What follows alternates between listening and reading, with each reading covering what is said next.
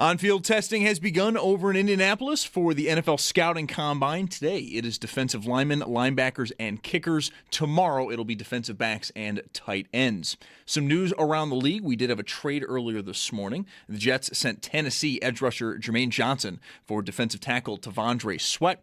And Colts quarterback Anthony Richardson reportedly has been given permission to seek a trade. The 23-year-old has started just 15 games in 3 years for the Colts after being selected by Indianapolis 4th overall in 2023. For the Sabres, no game tonight, though. They do sit in third in the Atlantic following yesterday's win. We'll get more on their performance at what comes next. Paul Hamilton joining the show in just about a half hour at 3:30. And then in total tonight, 12 games in the NHL. Some matchups to keep an eye on tonight. Montreal hosts the Islanders. Blue Jackets there in Boston versus the Bruins. And the Senators, they play host to Detroit. All of those games start at 7. The Rangers host the Flyers at 8. And then at 10:30 to wrap up your evening, the Oilers, they're in Los Angeles versus the Kings. It's your Paddock Chevrolet Sports Update. Paddock Chevrolet with you for the extra mile since 1935. I'm Zach Jones on Western New York's Voice of the Fan, WGR.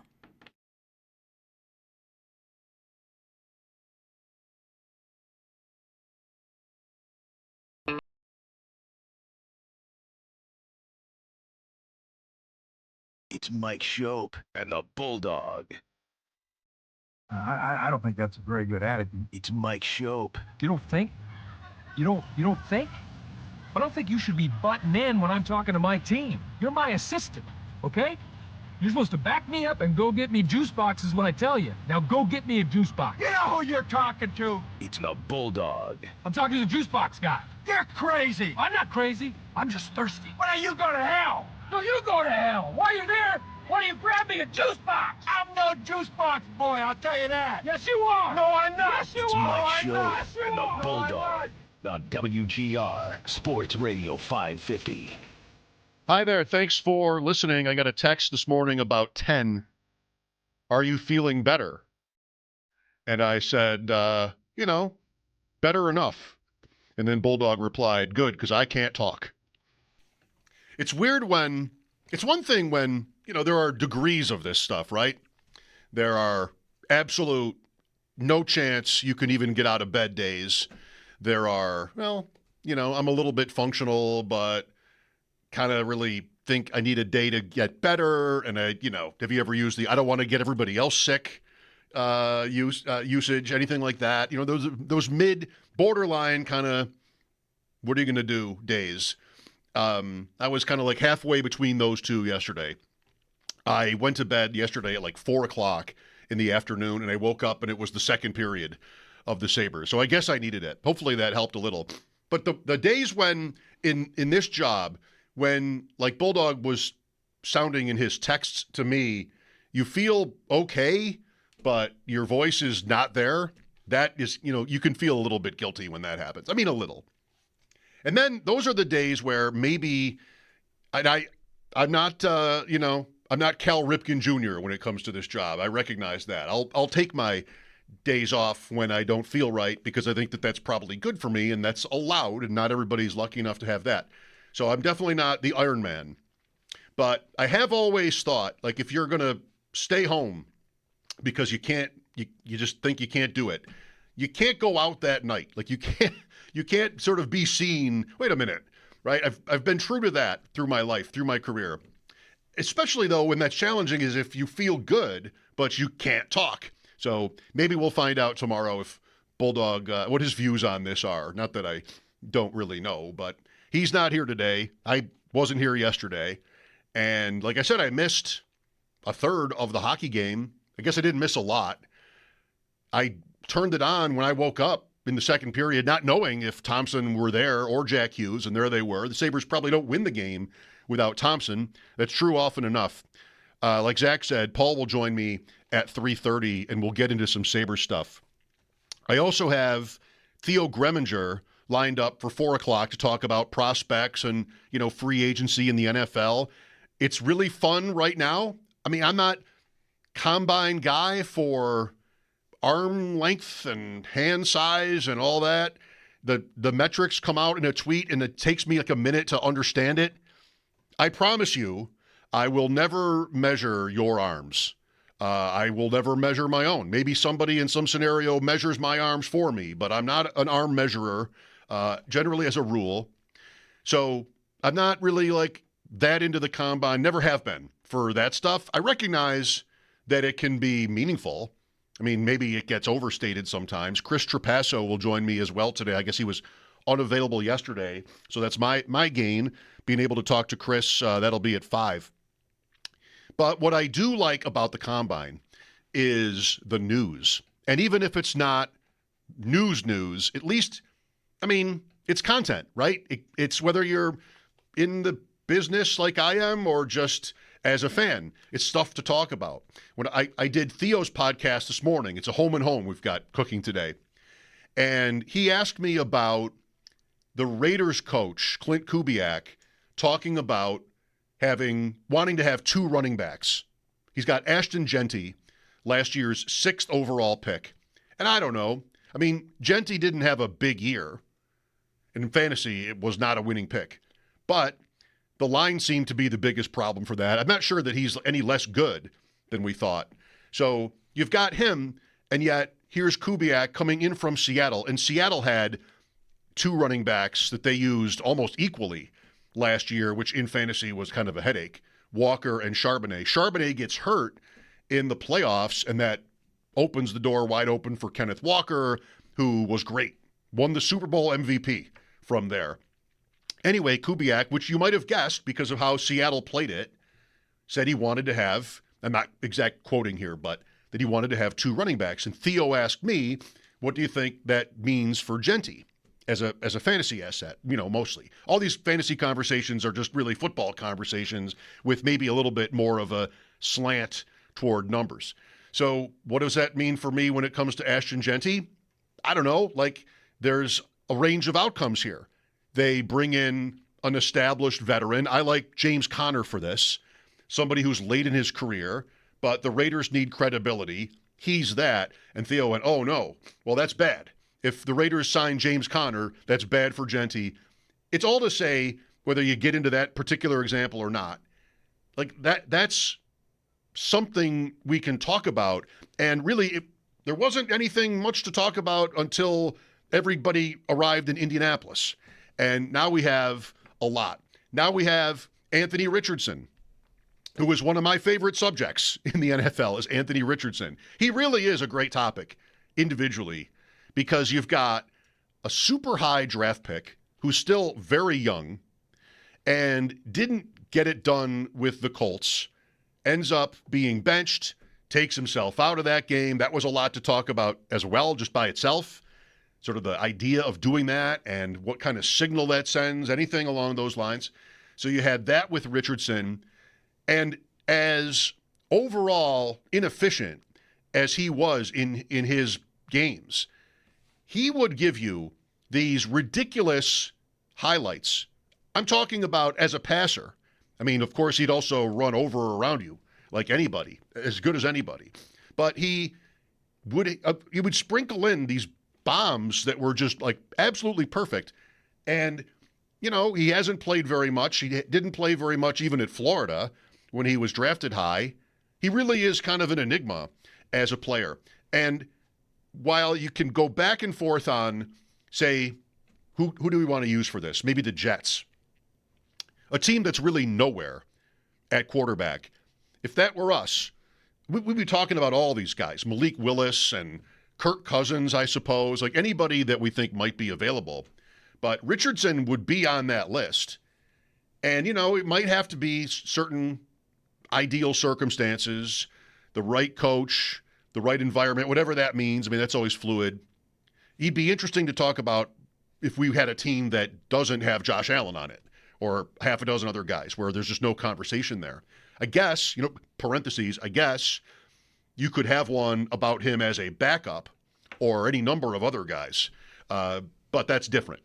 What I like about Richardson is an idea, and this is something that I don't know if I'm right or football is right, but he seems to me that he could be an offensive coordinator's dream.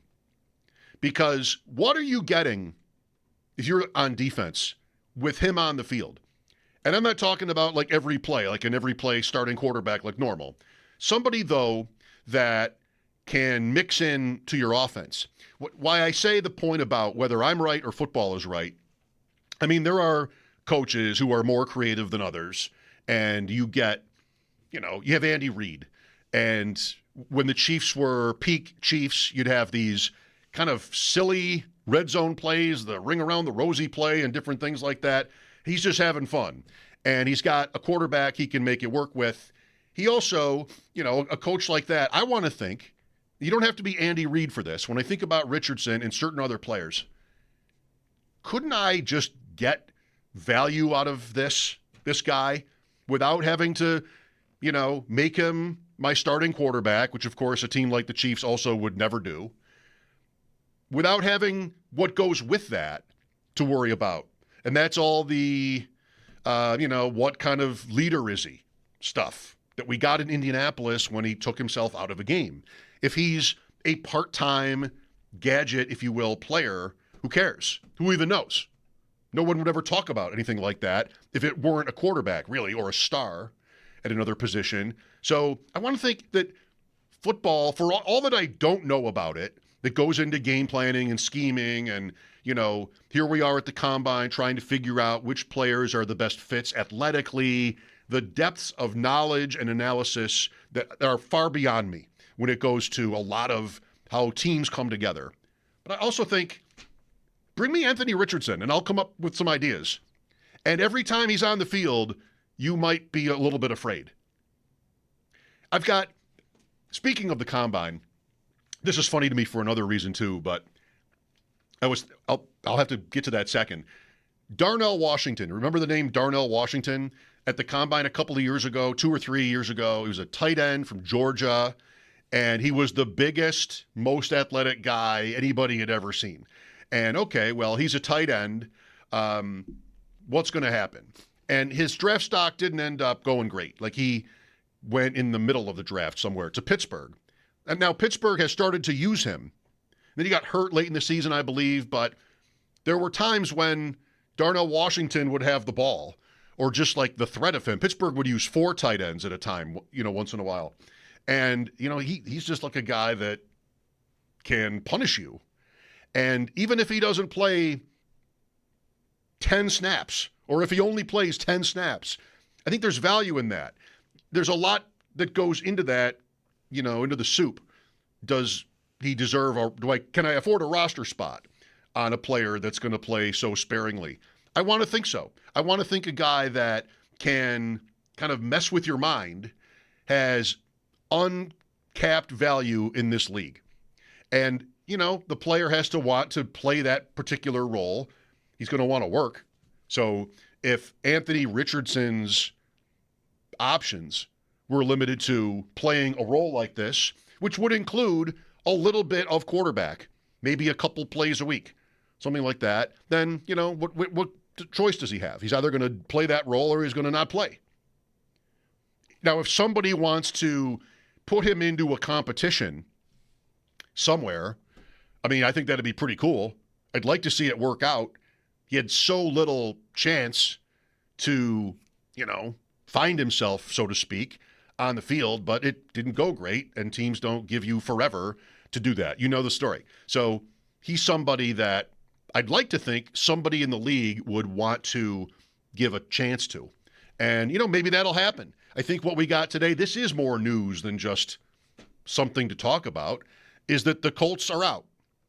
I think that's what we found out today. If the Colts are telling you that he can go seek a trade, they have no interest in having him on the roster. Like, they would not, especially for somebody so recently picked so high. They have so much credibility invested in, whatever that would be. They're not thinking of keeping you if they're telling the world that he can go find a new team. And a trade with a team that wants him could come together pretty fast. I don't think for what it's worth, it wouldn't be official for like another couple of weeks, like this Jets trade today. Everybody, we have a trade between the Jets and the Titans, and we're not doing reverse AFC power rankings about this shakeup. No, we're not. Not at least yet. So Richardson is kind of interesting. I mean, maybe somebody listening is thinking like the Bills, and I'm really not. But the Bills would be on the side of probably being able to try it. Remember with not the same player, but with Trey Lance a year or two ago, there was a report that the Bills made an offer for him. And okay, so maybe that would have been this, where you've got a guy that he's not exactly one of these, he's not at all one of these veteran backups that if you lose your number one, he can go in, run the offense, and maybe keep your head above water. Like I think that's how they would put it with Trubisky, who also may or may not be back this year. So Lance, I wanted to think, I was kind of jazzed by that report, whenever that was, a year or two ago, thinking that he could be what I'm talking about. Somebody that on a team and an offense where they have so much already working and established, here you have somebody that can be a wild card. And that's what I like about Richardson as an idea for a good team, or even just a middling team with an established quarterback, like whoever, Dallas, somebody like that. Or if not that, maybe somebody that gets a real chance. When I mentioned Washington, the tight end, I was thinking, this is what I was thinking about earlier today with respect to him. I was sitting right here, like I always do for all these years, and it was the combine. I should just ask, is this 2 years ago or 3 years ago, Zach, Washington? Do you know? I mean, whatever it was. I think this is 3 years ago. Okay. So you remember this. We got really excited about him. You did too. Oh, he was a combine hero of mine. Just like, look at this guy. And there are those players, whether it's the combine or just, college football as prospects, that it's not common for me. But there's a certain, I guess, formula where I'll just be like, okay, I want that, and there's whatever it takes. I want that. And then I started to think about players where I said that, and they're all terrible. Yeah, the combine can do that too. Like, I wanted Cardale Jones. What's the problem? I've got a national championship quarterback. What? And I don't have a quarterback, so shouldn't I want that? Like, shouldn't I just be open to that? Pick him in the first round. The Bills did pick Cardale Jones in like the 5th round, or after Prescott went, right? Or right around the same group of picks. And that didn't work out. Of course, guy like that has almost no chance, needs an injury, needs to hit the ground running, and then maybe. But, I wasn't right on Cardale Jones. I'm not saying I was right. So then I started thinking about the Sabres, and I'm like, And I remember the name Nathan Beaulieu. Remember Nathan Beaulieu for the Sabres? Like they got him from Winnipeg, maybe. And he was a numbers darling kind of guy, like just nobody's idea of a star. But the Sabres, actually, they had stars along the way, but they didn't have the bulk. They didn't have quality depth. And so, all right, well, this is a guy I want, and that didn't go well. I mean, there probably are. Jack Eichel is somebody that I wanted. He was good. They're not always guys that, come on, like this is ridiculous. Actually, if the Bills had drafted Darnell Washington, I bet they'd be putting him to pretty good use, given how they play. But they didn't, and that's fine. They're not, suffering. All of that is to say, I'm going to give myself another chance on not a player at the combine, but likely to be available free agent. And this is a name you know. And a lot of you are going to like this idea and already do. Not everybody, not unanimous, but I'm getting back on the horse. I want Mike Evans. No, not a college prospect. Quite the opposite. I think Mike Evans, like I said, the first time this idea came up in here last week or whenever it was, I just think like he's perfect for what the Bills need as, in terms of a player, assuming health, right? I mean, we don't know everything here. And he's coming off his only real injury-plagued season. Anyway, the player he is, the credibility, like this is a serious player with tons of experience that has been, a role model of a player, Mike Evans, with the Bucs. He might not come free. a guy like that, you like to try to keep him when he's such an icon in your franchise. But there was that report whenever ago, a week or two, that he was going to test the market, which can just be, negotiating in public. So we don't know that yet. I'm not going to assume anything. But, man, I would love him here. And there's money to consider. And, of course, like I said, his injuries. But he just, this really excites me, Evans. And, I mean, free agent receivers, do I really have to win a bidding war for, quote, Alec Pierce? I mean, do I really have to do that to get anywhere, substantial at wide receiver? I hope not. I shouldn't use the quotes. I mean, he might have had a 1,000-yard year. He wasn't, anonymous or anything like that. But it took a while for Pierce to get going with the Colts. He might be okay. Just not somebody I've ever really cared about, and doesn't strike me as a star. Like, he'd come in above Palmer. He'll get paid a lot more money than Palmer did by the Bills. But when the Bills signed Palmer, maybe you were listening. That happened while we were on. Like, okay. All right, fine. Need somebody. But never was that enthused. And you know what? There, I might have been right.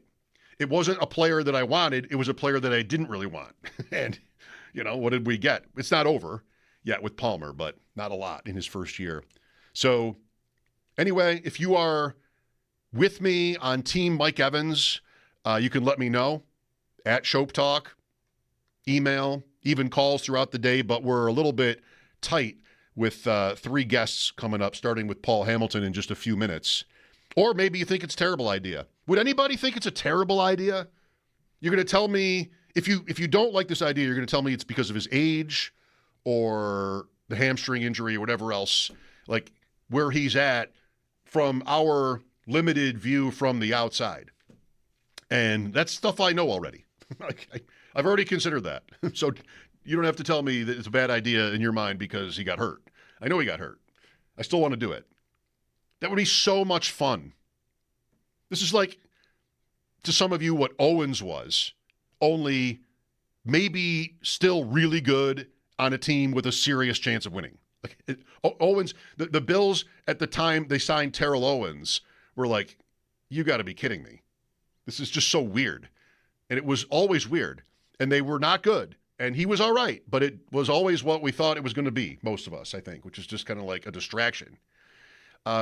This would not be that. You are not signing Mike Evans to sell tickets.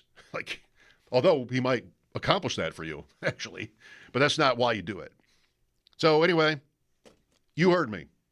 I'm in on Mike Evans. I have said it already a few different times, but I've talked myself into seriously rallying for that idea, if it's even possible. Paul Hamilton on the Sabres win.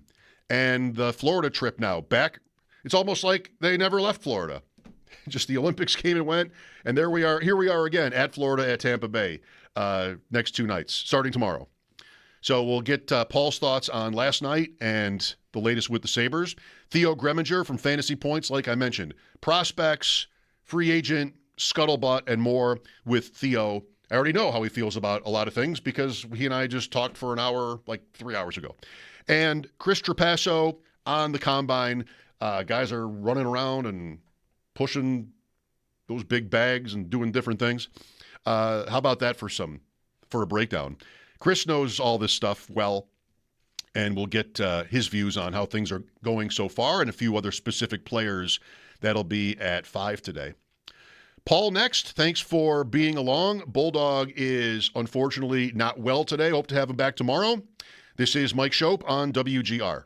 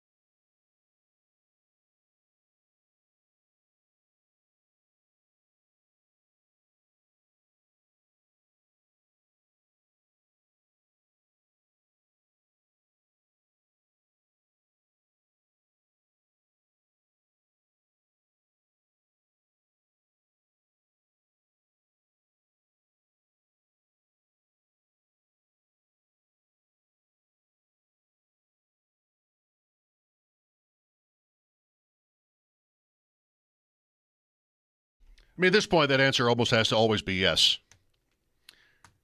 Paul, in a moment, we hope. Sean McIndoe at Down Goes Brown tweeted a poll that he ran asking fans about the 3-2-1 point system idea in the NHL. This used to be my little pet idea. I had an Excel spreadsheet where I would automatically compute what would be the points every game, every day, enter in all the. I was an adult, by the way, when I did that. Then I feel like Jeremy kind of took it further and it became almost more like a cause to him. 3-2-1. Sean's poll reveals that fans voted overwhelmingly in favor of it. 81% voted in favor of the 3-2-1 system. This isn't something that you have to care about or think about when you're voting in these. But remember, too, I mentioned this the other day to a guest. The teams or the league's incentives are so different. They are plainly obvious why we don't have that system. It's because they want the illusion that teams are close together. It's not illusion, it's the reality. That's by how the point system works. And this would spread that out. And even if it weren't, what my research was in the past was that it really wasn't that much different in the end. But you pick up the standings and you have 10 teams that are like 5 points apart. That's what they want. That's the idea that even if you're, say, Jersey last night or something, that you're not that far away. With us now on the Western Hotline is someone who knows better than that. That the number of teams in the way is as much the problem, if not more so, than the number of points. Paul Hamilton joins me now. Paul, how are you? I'm well. How you been? Okay. We're struggling with the thing that's going around, I guess, in here. Are you all better? I'm not. No. I'm sniffling through the show. I think that trying not to make that too obvious, but now I've said it. Well, one thing is there's more people in here now these days. We've got afternoon shows and like more. Not a lot of. You've been in here many times. There's not a lot of room for the air to flow. It's not that kind of situation here. But and we have folks filming and all sorts of people. All these people, yes. For all the time I spent complaining that nobody came to work anymore. Now I'm the victim of it. Perhaps my wife was sick too, but I'll be fine. I wasn't well yesterday, and I was not paying attention to Twitter at all.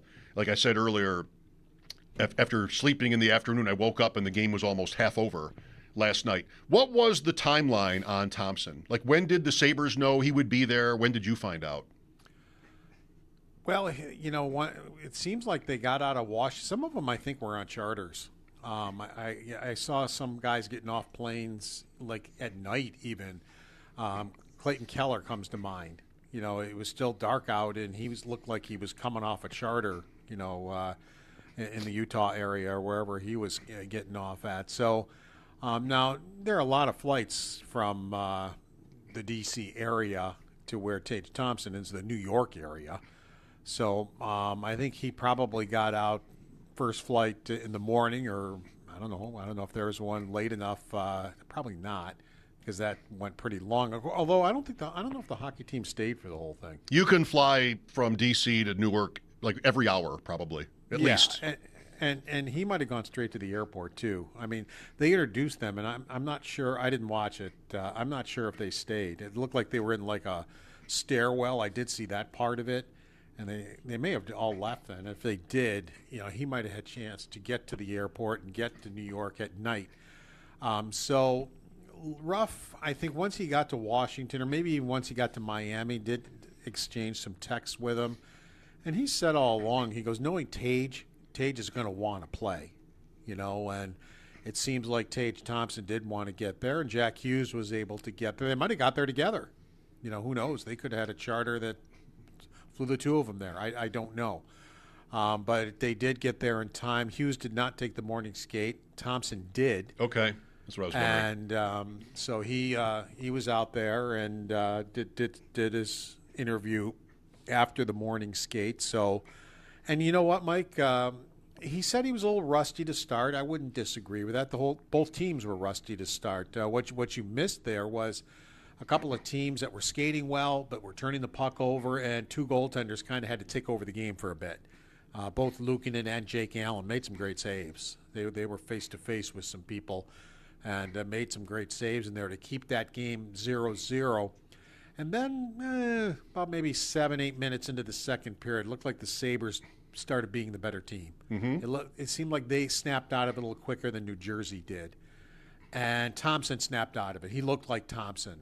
And a guy I want to give credit to is Peyton Krebs. I mean, he's had a lot of time playing in the top six and playing with Thompson because of injuries to Norris and injuries to Benson and just a lot of injuries which have, because he plays anywhere in the lineup and put him there. He looks to me like he's got his offensive confidence back, which may be what they thought they had when Vegas thought they had when they drafted him in the first round. But I've noticed a difference. He has like 11 points in 12 games. 5 goals and 6 assists, and I liked both plays from an offensive kind of a slick standpoint, where, you know, on the 2-on-1 with Thompson to give Buffalo that 1-0 lead, he put this just little move on that opened up the passing lane to Thompson, who was flying down the middle, and got it to him. And Tage Thompson put a nice move on Allen and scored the goal. And I even liked more what he did after Hughes overskated the puck at the blue line, turned it over to Thompson. Krebs recognized it immediately, and he shot the gap between the forwards and the defense of the Devils, which got him open on the left side. Thompson found him. He turned it. He's the one that produced a 2-on-1 there. He turned it into a 2-on-1, and he had to get the puck up high over Allen to score the goal, and he did it. Popped it up under the crossbar and got the goal to give Buffalo a key goal to make it 2-0. So, it seems like Peyton Krebs is maybe getting a little more comfortable as an offensive player than what we've seen since he's been a Buffalo Sabre. I like it, and I echo that. I did want to ask on the first goal if you can remember the play in your mind's eye, the Jersey back checker who doesn't quite get to Thompson. I thought he could have. I thought Thompson takes that extra second to move to his left, which opens the net up for him. I don't know. It looked like a bit of a drive-by by the Devil. It was not a playoff overtime situation or anything like that. But man, that's one where if we had seen a Sabre player do that, or maybe you disagree, I would have been like, okay, we can't have that kind of effort. You know who I saw do that? Was in the gold medal game in overtime. Makar. Oh, Makar. Okay, yeah. Makar, Hughes tapped the puck past Makar at the blue line because he stepped up, and he just dogged it back, and you could see him all of a sudden like and like he picked it up, but he was too far behind. He wasn't going to catch up, and it's like you're gliding. It's like you're watching the play. You could have watched it on TV if you wanted to watch. Well, I didn't watch this Devils player skate the length of the ice, but when he got into the Devil zone, it was just not. It was weak. I thought maybe you don't remember it the same way. I just thought it was weak. Well, I didn't notice that, but it's we'll take it. Sometimes you get lost in you get caught watching, plain and simply, and he may have just got caught watching and kind of forgot what he was doing, and all of a sudden it's in the net and you got a coach screaming at you.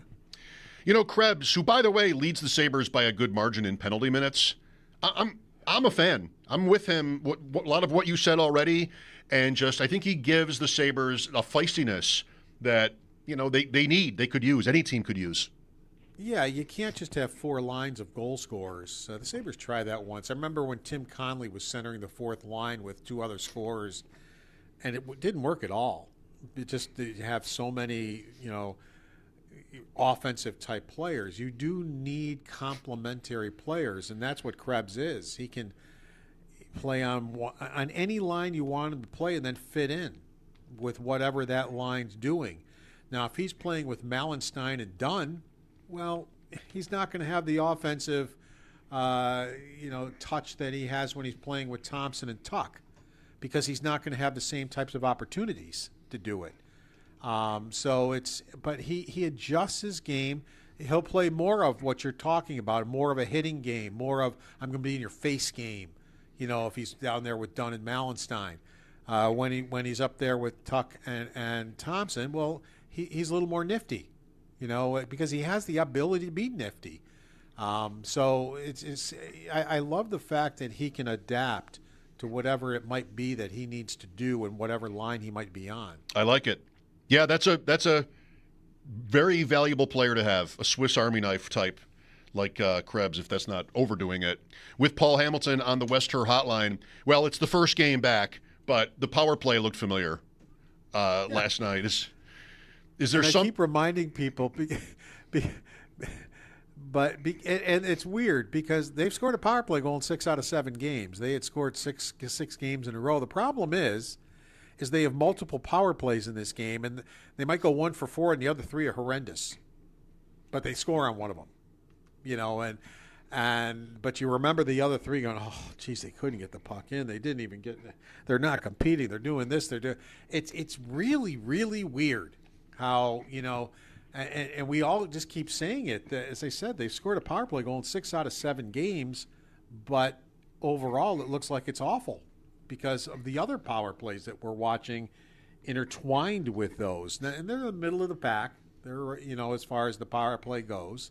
But last night it was nowhere. And I was wondering, because Dahlin, I thought, really ran Sweden's power play very well and produced on Sweden's power play. So I wondered, all right, I wonder how that's going to look on Buffalo's power play when he gets back. And the first taste of it didn't look good at all. I mean, he got knocked down, which turned into a Jesper Bratt breakaway that he wound up shooting over the net. It's the power play last night really, it was as bad could be. So, Paul, Florida and Tampa again, the next 2 nights. The Sabres did that right before the Olympic break. I mean, these games in mind, or just in general, it's 24 games to go. They're in a playoff spot, but of course it's very tight. Do they have enough? Now we're shifting into the Olympics are over, and it's the stretch run, a third of the season or thereabouts. The deadline, I think, is next Friday, March 6th, give or take. Okay. So we've asked you this question a number of times, but now we're sort of back in it. What do you think we should be expecting or wanting? As silly as this may sound, I thought last night was an important game for them because it showed them they could take 3 weeks off and pick it up.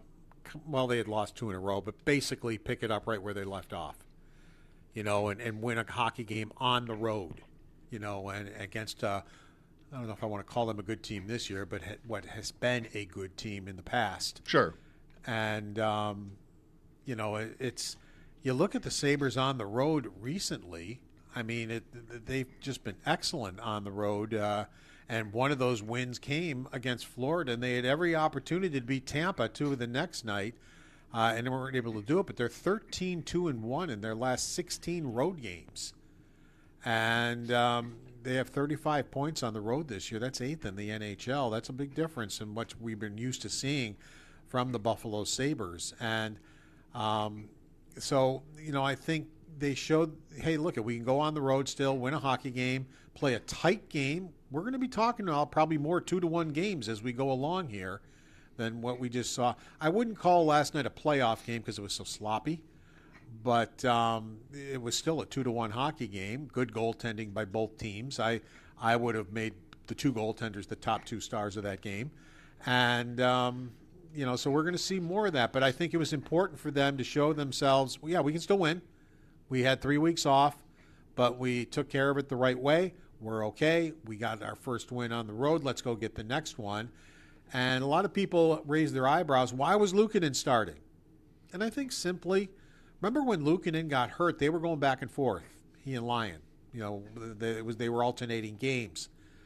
And Lindy Ruff probably thought to himself, well, Luukkonen, what got him started on this roll where he's 8-2-1 was the game in New Jersey, a 3-1 win where he played really well. He hadn't won a road game all year. I think he was like 0-4-2 or 0-4-1, but he had been done well at home. So that was his first road win, and he's been 8-2-1, including that game since.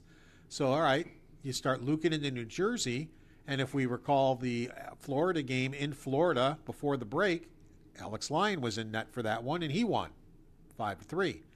So it only makes sense. Why wouldn't you just go back to it? If you're going to alternate goalies, and, well, you're going to play both goalies in 3 out of 4 anyway, let Luukkonen play in Jersey where he played well, let Lyon play in Florida, former Florida Panther, where he just won. And then, I doubt it would be Ellis again in Tampa. It would probably be Luukkonen again. And I think they would just keep alternating. Then they come home against Vegas, and you'd have Lyon in net. I think Ruff liked that when he was alternating, and I would be surprised if he doesn't go back to it. Well, that would have been my next question on Luukkonen, and we've only got about a minute and a half or 2 minutes here. But have you formulated deadline thoughts, like what priority 1 or 2 might be? Or not yet? For me, it's a defenseman that can take some of these minutes off these top guys. The schedule's just too condensed. They were wearing down, I thought, before the break. They looked fresh yesterday, but 3 out of those 4, the 3 not named Dahlin, should not be playing 23, 24 minutes in this condensed schedule. And I would love to see a defenseman. Tyler Myers didn't play yesterday. He's 36, but you could put him on your third pair and maybe get 18 minutes out of him and help take some of that pressure off 3 of those defensemen. Justin Falk is another one. I like that idea also. He has 1 year left on a $6-point-some-odd million deal. I would like Falk better than Myers, but those are 2 ideas that would take some of the heat off those top 4. That's a big move. We'll see what happens here in the next week and a half. That's all the time we have before the deadline. This is all the time you and I have for today. Thanks for joining me, Paul. Not a problem. Anytime. Paul Hamilton on the West Her Hotline, brought to you his appearances by Raylax Honda. Raylax, we got this. Look for your calls here coming up, 803-0550. No Bulldog today. Hopefully he joins me tomorrow. The Sabres and Panthers tomorrow night from South Florida.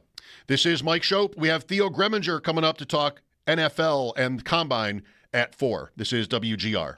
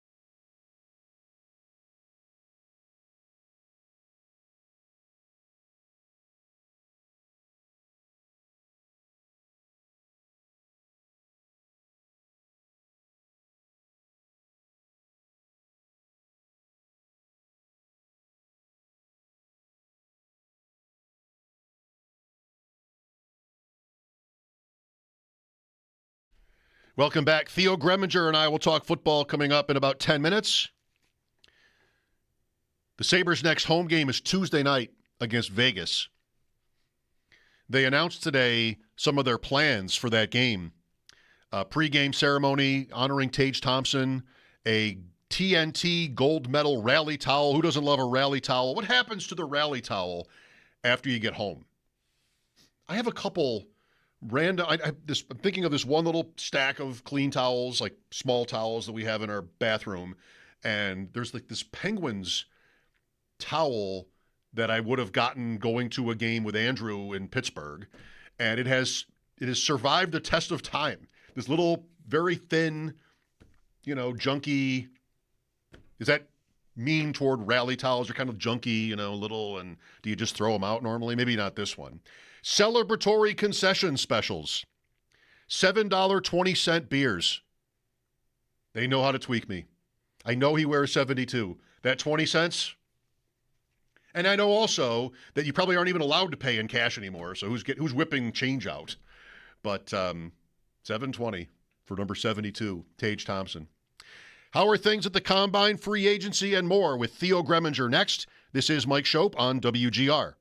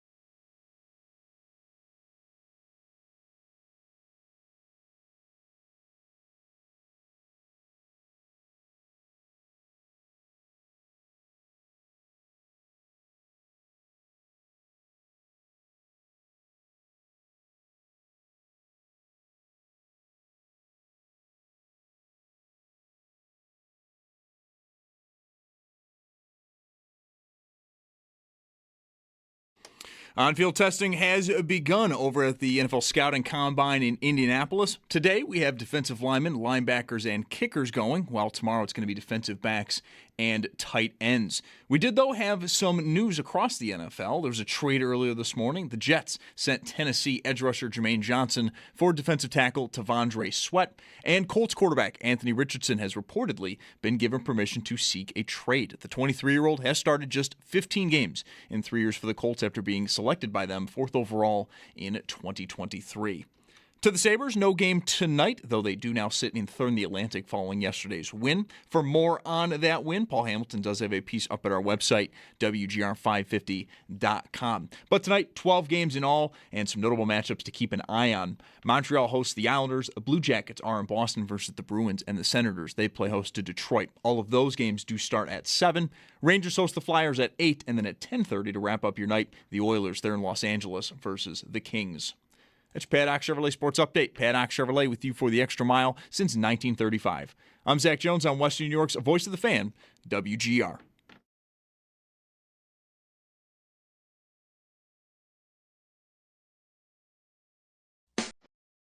It's Mike Schopp and the Bulldog. Here's what's going to happen. I am going to have to fix you, manage you to on a more personal scale, a more micro form of management. What is that called? Microgymming. Boom. Yes. It's Mike Schopp What is your name, sir? I am Bill Buttlicker.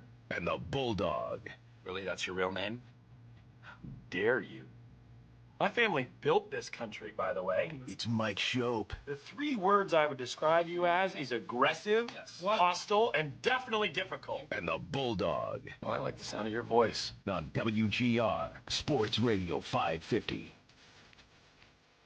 Some like the combine for the measurables, the stats, the data.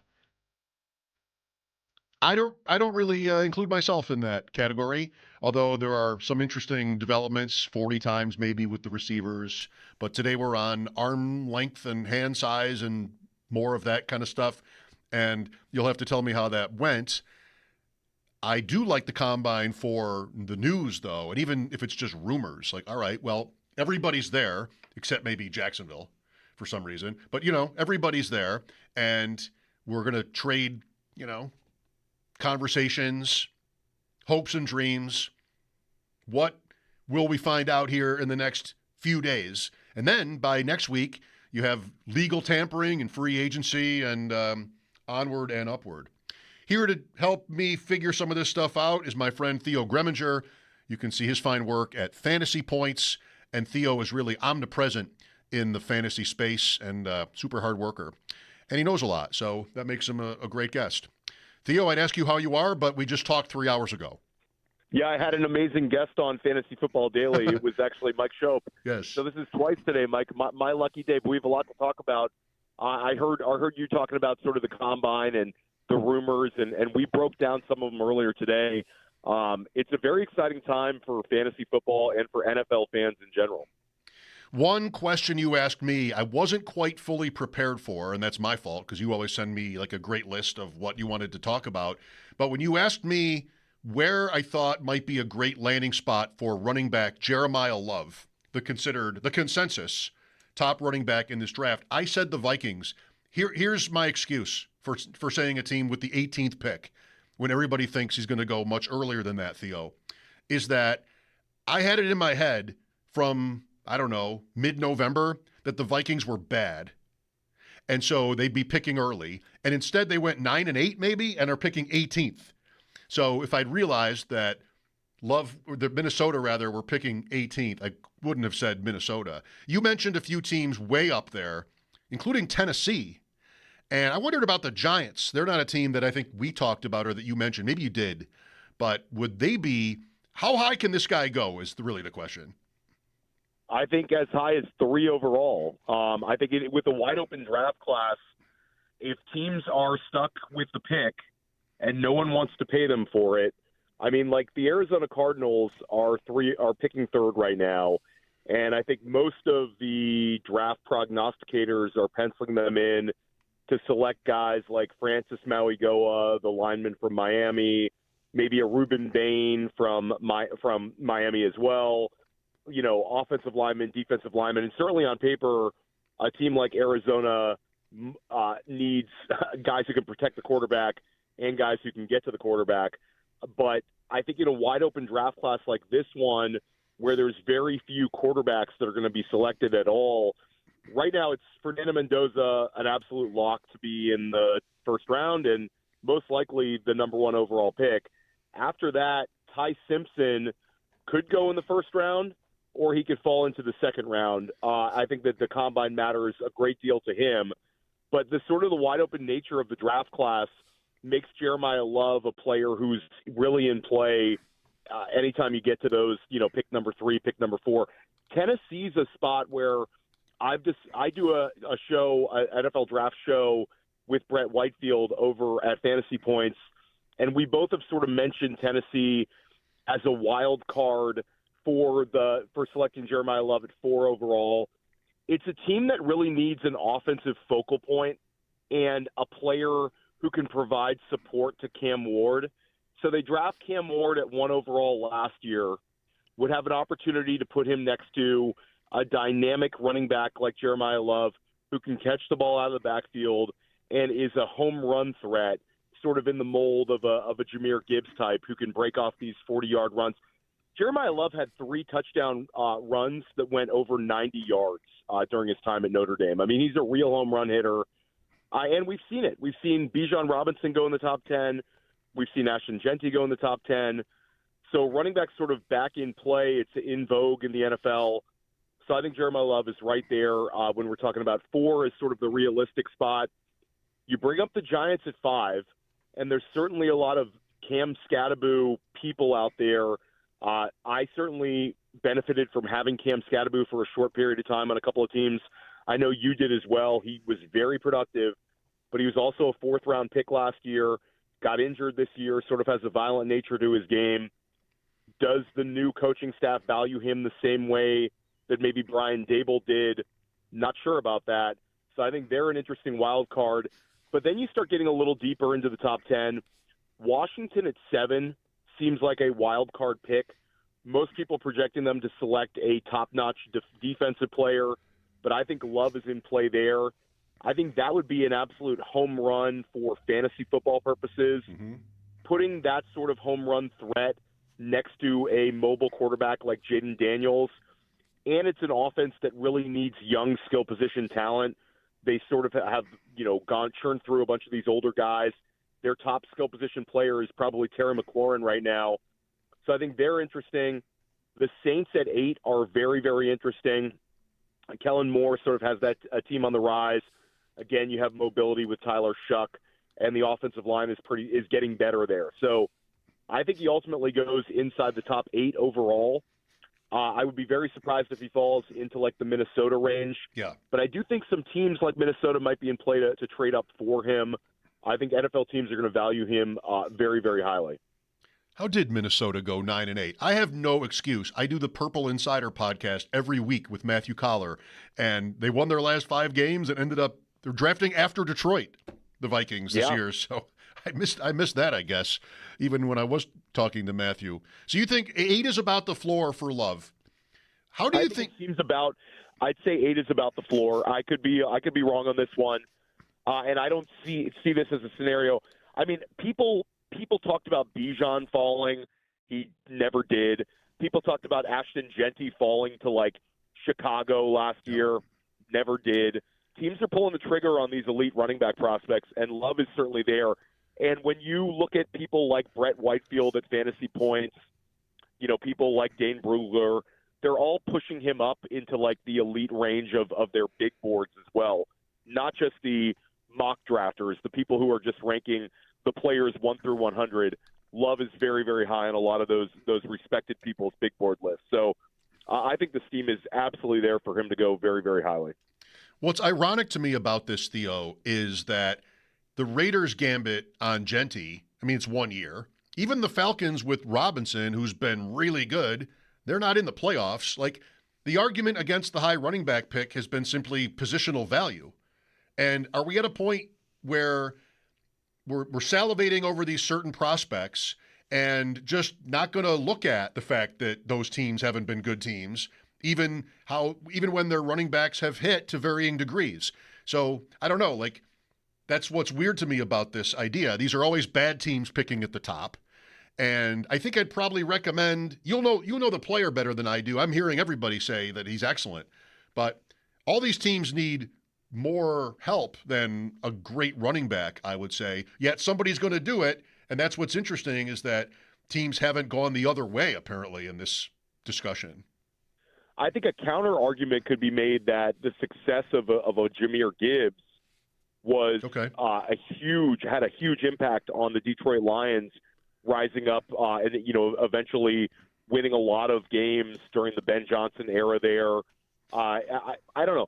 The other way to look at it is the NFL, these guys don't fail. When you draft these elite running backs towards the very top, you'd have to go back to like a Trent Richardson to find a real failure when NFL teams invest like top 12 draft capital in them. So like Bijan Robinson, did he suffer through the Arthur Smith year, his rookie year, where maybe the usage was not quite what we wanted to see for fantasy?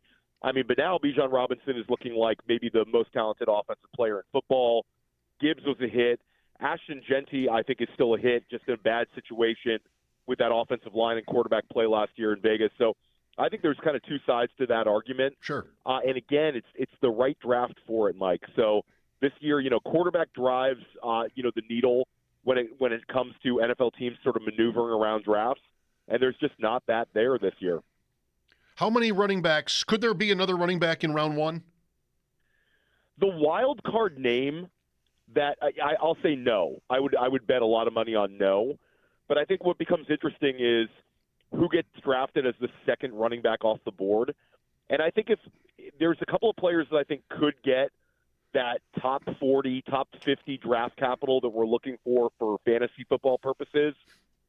Jadarian Price, who is Jeremiah Love's teammate at Notre Dame, is a player that I think NFL teams value a great deal. Also a home run hitter threat. He actually had a higher percentage of his runs go for 10 yards or more than Love did. I think NFL teams are going to value him a lot. He's an early entrant, also has elite return skills. Someone could pull the trigger in that top 40 range for him, and I think the athletic testing measurables will help him as well. Jonah Coleman, who's a bowling ball type running back. He's, 5'8 and a half, 5'9", 220 plus, built like Doug Martin was in his Tampa Bay years, a very thick back who can sustain volume and also can catch the ball out of the backfield, has sort of a fantasy-friendly profile in that regard, where he's a high he can handle a high volume, but he can also catch the football, sort of a back that might not leave the field. He's one that could end up sort of in that top 50 range as well. I'm not sure what his 40 time is going to be. Doesn't seem like he's going to be a burner in that sense. And then the name that's sort of rising up the boards, had a huge Senior Bowl. It's Mike Washington of Arkansas, who actually spent some time at the University of Buffalo, was also at New Mexico State, has had sort of a journey here to get to the SEC level. But he's going to test really, really well, and he has size, and he's coming off of a very strong Senior Bowl week. So the steam is there that if he tests well at the Combine, I think that he's going to become more of a day two lock. So Mike Washington, a name to remember as a riser. Good stuff, Theo. Good to have some UB in the conversation. Jarrett Patterson in his turn from UB with the, 8-touchdown game that he had? And Yes, he did. Jared Patterson, there was kind of a hive for him. Yep. A lot of people really liked him as a prospect. Never really happened. But, yeah, definitely good to see some Buffalo guys. I picked him up last year even. I think L.A. Chargers for a minute when they had their injuries, and he got a little bit of work, but never was fantasy viable. With Theo Greminger here from Fantasy Points, I'm Mike Schopp. Bulldog is out today. Let's talk quarterbacks, Theo, and not necessarily rookies. I mean, it's well established that Mendoza's the one. He's going to Vegas, and we'll see what happens with Simpson and a couple other guys. I talked to Cody Carpentier recently, who you know, and he said, in his opinion, after Mendoza, it's about 8 guys that'll be career backups. And, I made a joke about how that means they'll all be offensive coordinators by the year 2035. What the lack of quarterback, considered anyway, consensus quarterback talent in this draft means to free agency is interesting. You don't have, like we've had for a couple years, the number of teams, especially 2-3 years ago, that were drafting. We're seeing multiple quarterbacks go early. 6 and 12 picks the one year when it got to Nixon, McCarthy. A lot of teams are all set, but not all. You tweeted about Anthony Richardson when that news came down today. Do you think the odds are double digits even? That I like the idea too. He's exciting, but will he get into a competition somewhere? I mean, who knows? Maybe, but you've got him. You've got Kirk Cousins, even, who might be somebody that a team goes with. I wonder how you see the board at that position. Yeah, I think that a couple of dominoes are going to start to fall when we get to the start of free agency. Daniel Jones, Chris Ballard actually talked about this. I think it was yesterday, maybe 2 days ago. Chris Ballard has said that the team wants to prioritize re-signing Daniel Jones as well as Alec Pierce. They're willing to use the franchise tag. He sort of insinuated that's not what they want to do, but that's in play. So once Daniel Jones, that sort of gets established with him going back to Indianapolis, I'd be shocked if he's not back in Indy next year. Then I think the next big domino to fall is Malik Willis. Malik Willis has got a very fantasy-friendly profile. He's still relatively young, I believe 26 years old now for Malik Willis, might be 25. But he was a pretty highly regarded prospect out of Liberty years back. Ran the 40 in like the high 4.5 range, and we saw him have that smash week towards the end of the season, filling in for Jordan Love in that game against Baltimore. I think the market's going to value him a lot. Apparently, the Miami Dolphins are very interested in Malik Willis. The Arizona Cardinals are interested in Malik Willis.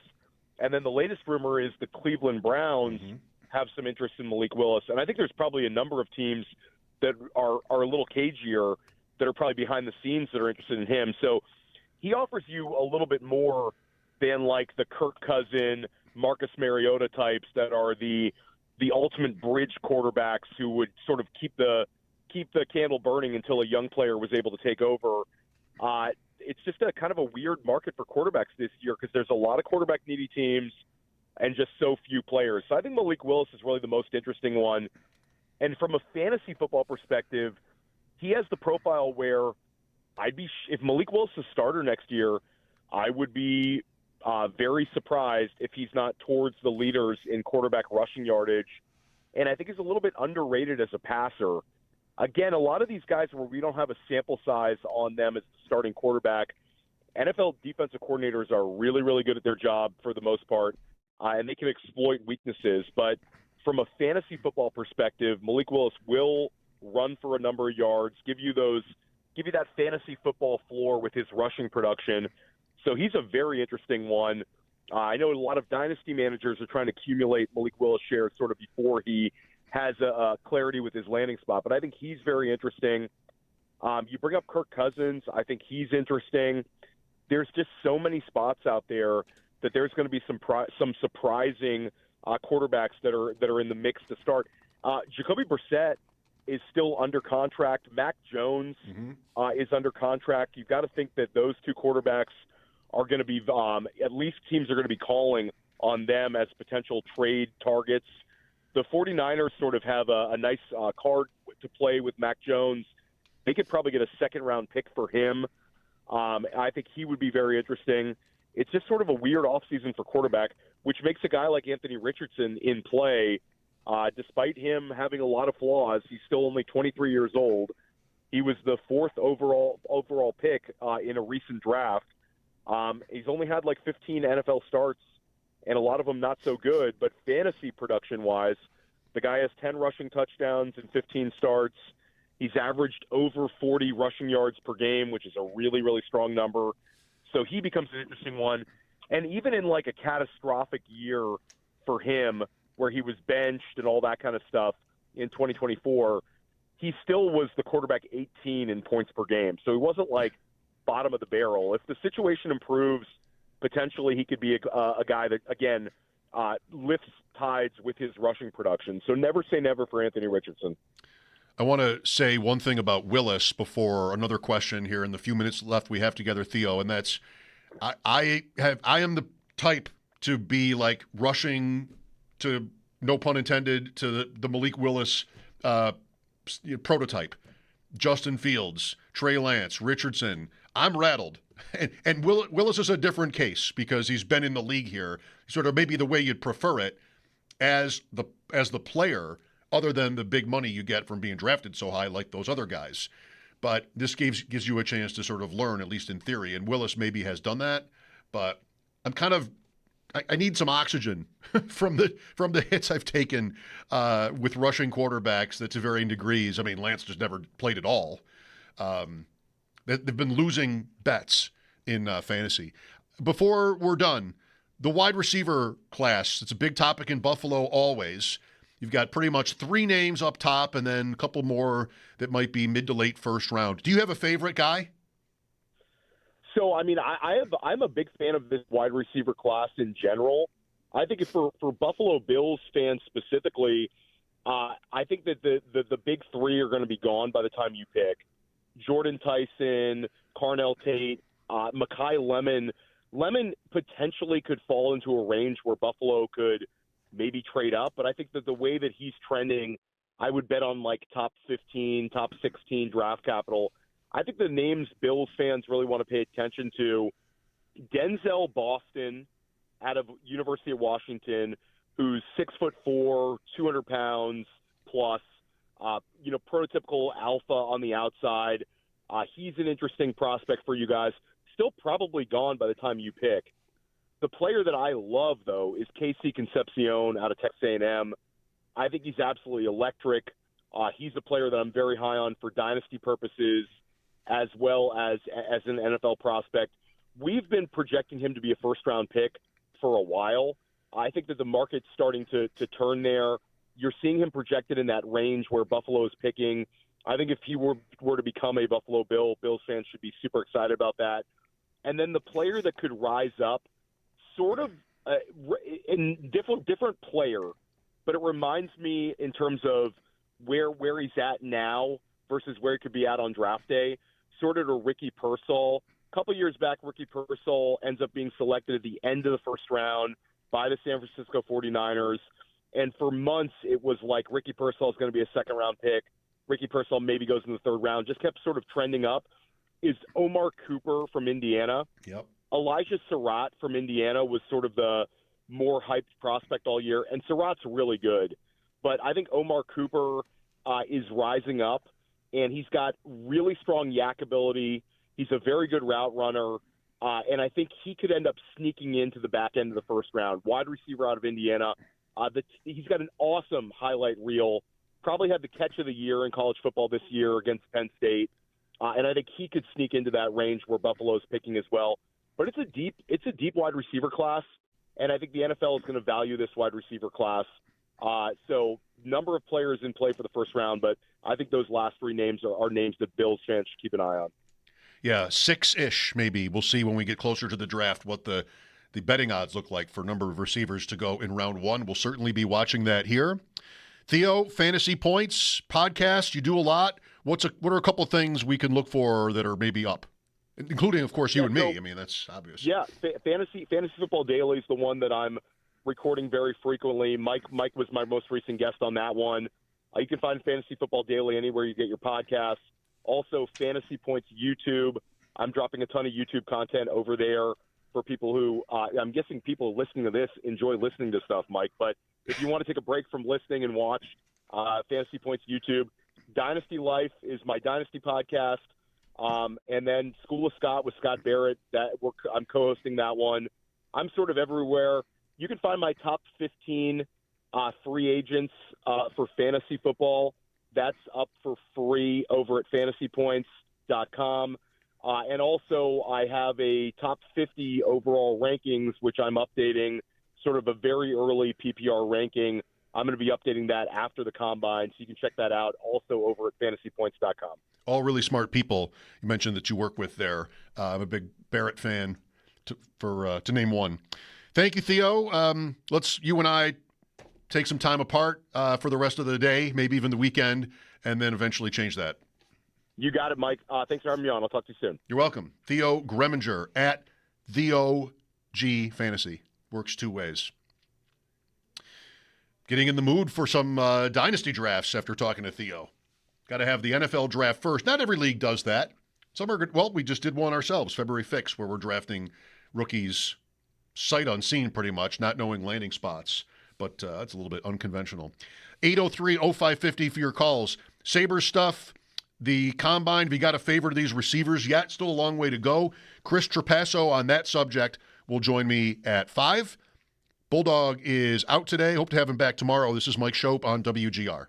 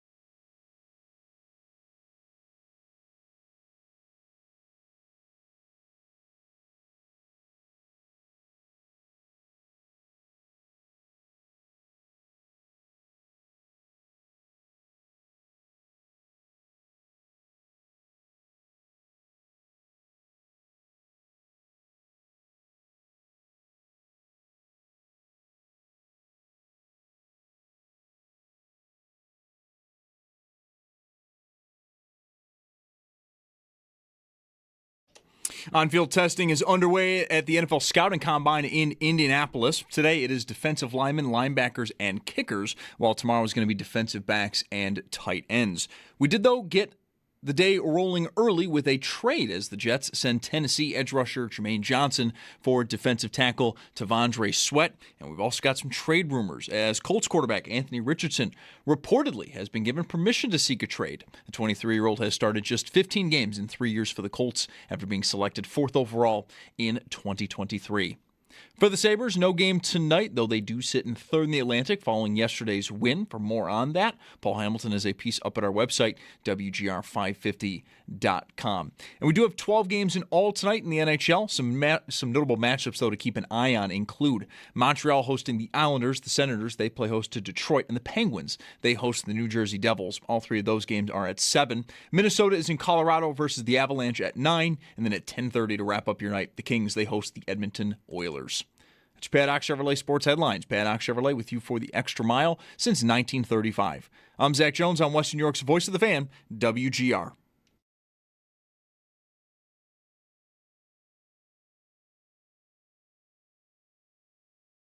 I'm hoping and praying he comes back. He's been a Buck his whole life. You know, he's done so much for the city and the team of Tampa Bay that it's unmistakable. His legend is etched in stone there. He can still play at a high level, but he's earned the right to look around in free agency because he's played so long, and we just hope and pray that he comes back. Todd Bowles on my Bills free agent crush, Mike Evans. How realistic is it? You're talking about a lot of money, and term also will be interesting, length of contract for a player like this, trying to squeeze as much as he can from what's left of his career. Certain guarantees. Maybe you'd have to go to 3 years. Maybe you'd even have to go to 4. 4 is dicey. So is 3. But I think I would be open to it. Injury stuff. What does it do to my other needs? Because I kind of think,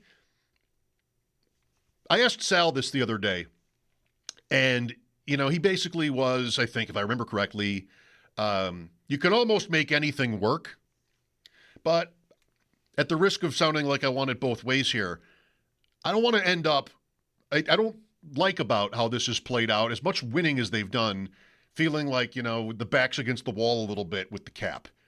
And maybe this is a year where you can reset that, or maybe it can't be, because you're going to try again to push through, and you have Allen, and he's still only 30 at that point, by the time the season comes around. Really an interesting and maybe complicated offseason, I think more so than other Bills years, where there's just been less that you needed to do. And you fill those holes. What the Bills have done, I think smartly, is find smaller pieces in free agency, setting themselves up as sort of like a cushion if the draft doesn't go exactly right by position group. And then, if it does, you've got, a mid-tier or less even veteran and a draft pick. So things like that. But this year you've got so much to do. Defense, how many positions of need are there on defense? It's like a lot. So my point is only to bring up whether a player the caliber of Mike Evans, Hall of Fame career, precludes me from what does it mean I can't do otherwise? It's the right question. I'm not expecting them to spend big on defense really for most of those holes. I'm not sure they even can. But, for me and maybe for you, it's been the it's been the theme for the last 1,000 days of Bills talk, how receiver is the one where they have to hit the biggest home run, where they need the alpha. And maybe they don't think so. But I think Evans is pretty perfect for who they are and who he is. Definitely a needed player. And I think while he might be popular enough as a free agent candidate, and he would be, that you'd have some competition if you were to try to bid on him, not everybody would be bidding on Mike Evans. Probably there are half the league at least which wouldn't see it as a good idea, because of where you're at as a team and then where maybe he's at in his career. But it's my number one most exciting idea for the Bills in free agency, which is about a week away from kicking off here. 803-0550 for your calls. Nice to talk to Theo Greminger there about the draft, which we'll do more of when Chris Trapasso joins me at 5, but also the quarterback movement. And that's a tough one. Teams this year, without being the Raiders, first of all, and that could go either way. I mean, Mendoza is a very interesting prospect, promising, but, you never know what you're going to get. He's not a sure thing if there even is one. Otherwise, you're really not going to hear people talk about quarterback needy teams winning through the draft. And therefore, they're going to have to figure out something else. They have to get creative. The Jets, probably, I guess they could start Ty Simpson or somebody like that they get in the draft as a rookie, but it doesn't seem like that's great odds. What do you do instead, though? Teams like the Browns are interesting. I feel like with a lot of these bad teams, without the apparent answer already in the building at quarterback, and whatever Malik Willis is going to be, who knows if that's even an answer. He's just going to be really expensive. It's almost like they're necessarily on 2-year plans. Whoever that means for the Jets. Whoever that means for the Jets. And then Cleveland, maybe that means Shadur Sanders.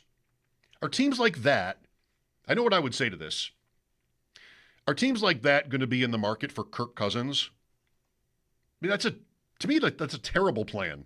I know you want somebody, but those are teams where you've been bad for so long. I kind of think you can keep trying to sell that you're building something. Easier maybe for Cleveland than for the Jets, because the Jets kept Aaron Glenn after an absolute disaster of a first year, which they didn't have to do, but they did. Jets, Jets. Cleveland has a new coach and maybe some new vibes from that. It's happened so many times, though, with the Browns. Are the vibes ever good? It's just that you've got some number of teams. If Miami wants to move on from Tua, if Arizona wants to move on from Kyler Murray, and a couple of others, they're going to need somebody. And who is it? I think Arizona is an interesting one, too. They're all interesting. If they want out on Murray, which might be right, they've got Brissett there. And, fantasy player, Jacoby Brissett was great for fantasy because he threw the ball to McBride and maybe even Harrison, but McBride especially. Like, there were big stats. They just never won a game. They finished 3-14, and I think they only won one game all that time after maybe he was hurt too, but that's what they went with. But when they went to Brissett, lots of numbers, lots of, pinball stats, one win. How do you sell that going into a new year? I think it's with a new coach even. I think that's tough, but you got to do something. Like I said before, and it's useless, but it would be nice if Miami and Arizona could just trade their guys for each other and not have to deal with tens of millions of dead cap penalties for doing that. Just kind of make it, this is kind of cool and both teams benefit. Let's just have that, but we can't have that because there are rules. 803-0550 for your calls. Can you buy into Malik Willis as an idea if you were one of these teams like the Dolphins or the Jets, very relevant in the AFC East? At least he is somebody, unlike Cousins, or I think anybody that either the Jets or Dolphins have already. At least he's somebody that you might be able to see blossoming. And he's young enough where if that happens, then you've got another player in the division. I don't know what the odds are on this, though, this idea. And they're both franchises where, you're constantly, seemingly, fighting uphill. Having said that, the Dolphins in the survey was reported on today. I'm not sure if it was announced by the NFLPA. I think there were leaks. That survey that the players fill out, grading their teams on everything, facilities, how they're treated, how their families are treated, food, travel, all that stuff. And the Bills have had pretty good, but not all good results. The travel is the one that always trips the Bills up in these things, it seems, for whatever reason. But that came out today, and the Miami Dolphins were number one. And I think this has happened before. Dolphins players love playing for the Dolphins. I don't know. This is probably naive. Is there one of these categories on this survey which is like chances of winning? Would that be on there, or would it just be like what we eat, where we change, what the weight room is like? I'm not condescending to that. Those are important things to these guys. But I don't know, like playing for the Dolphins would leave me feeling like, am I really like serious? Is there a serious category in this? Last place, Pittsburgh. And that's really interesting, isn't it? Like the Steelers and their reputation, which I guess maybe now is just over. I don't know. But they finished literally last in the league in a poll from their own players compared with every other team. And the field, I guess, was a big blow to Pittsburgh in this survey. And I guess the field is that bad. I know they use it for college games as well, and maybe even high school once in a while, but is that the entirety of it? I mean, I don't know, but that was kind of shocking to me. I guess maybe not shocking that they would be low, but last? I mean, some of these teams are kind of a joke. The Jets last year, remember? One of the things the Jets got knocked for is that the owner's sons are in there, making decisions and basing personnel moves off Madden ratings and things like that. I mean, that's just the beginning of it with the Jets. But Pittsburgh somehow came in under that this year. The Bills were not mentioned in the story that I read. And maybe we'll get more in terms of rankings. The league is pushing back against this survey going public. And so I'm not sure if it'll ever be like completely public like it used to be in recent years. But they don't want that anymore. They don't want their guys getting embarrassed. Go figure. But it's interesting when you find out what kind of perks or whatever else negatively teams are perceived for by their own players. Yeah, the Bills thing was something about like the airplanes or just maybe cramped travel, if I remember right. Didn't see anything about them this year, though, from this report today. Chris Trapasso joins me at 5. No Bulldog today. This is Mike Schopp on WGR.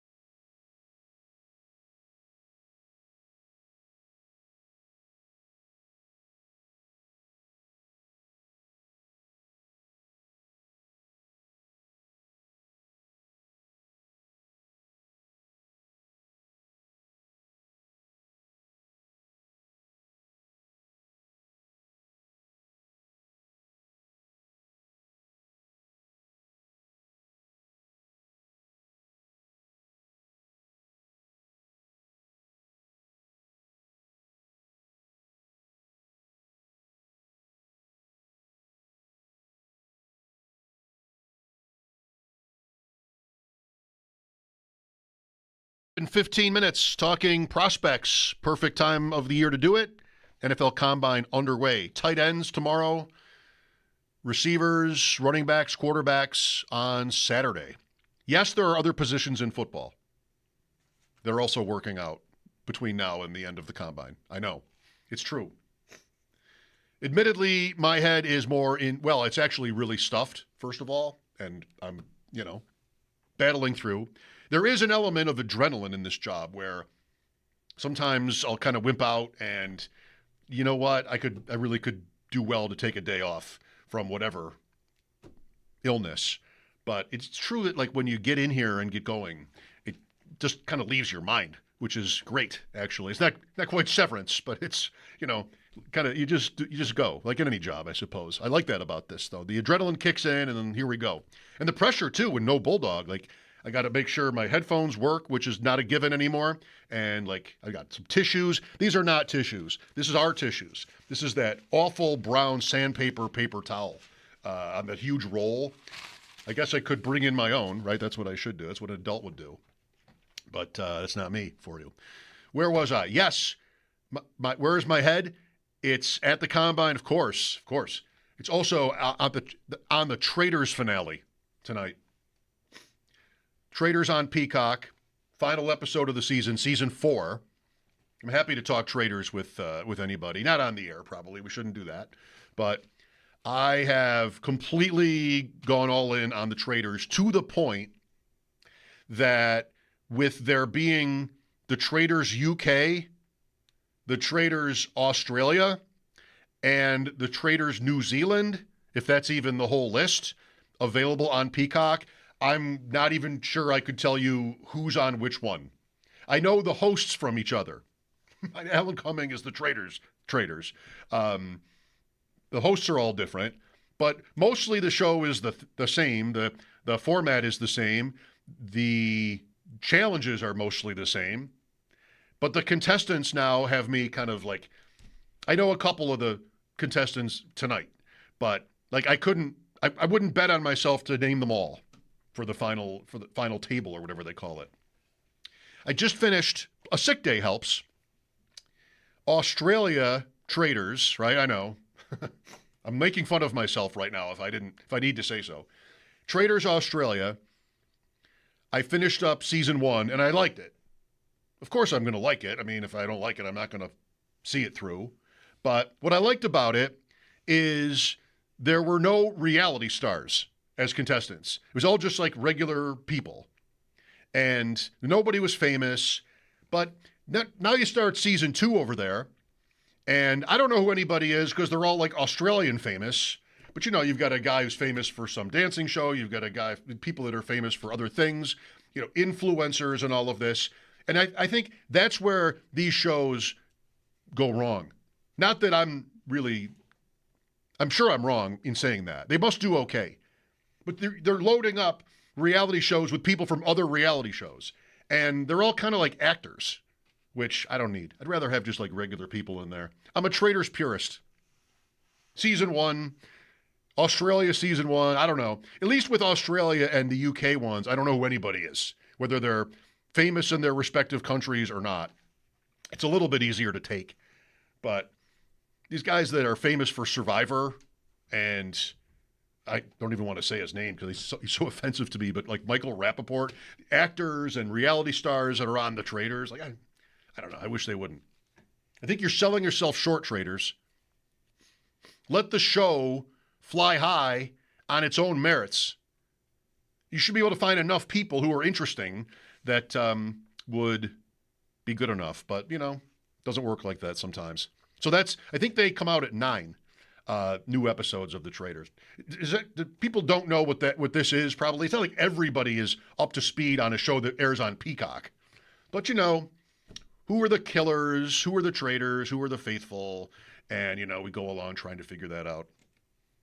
This is not my finest hour, either on the air or in terms of my television taste. This is not 6 Feet Under here, The Traitors, or The West Wing. Far from it. But what can I say? I like it. It's easy. It's comfort food. It's tonight. Today, Still plenty of show left. Chris Trapasso coming up. We'll talk prospects and the upcoming draft. Upcoming, a little generous, 2 months, but still. This is Mike Schopp. No Bulldog today. You're listening to WGR.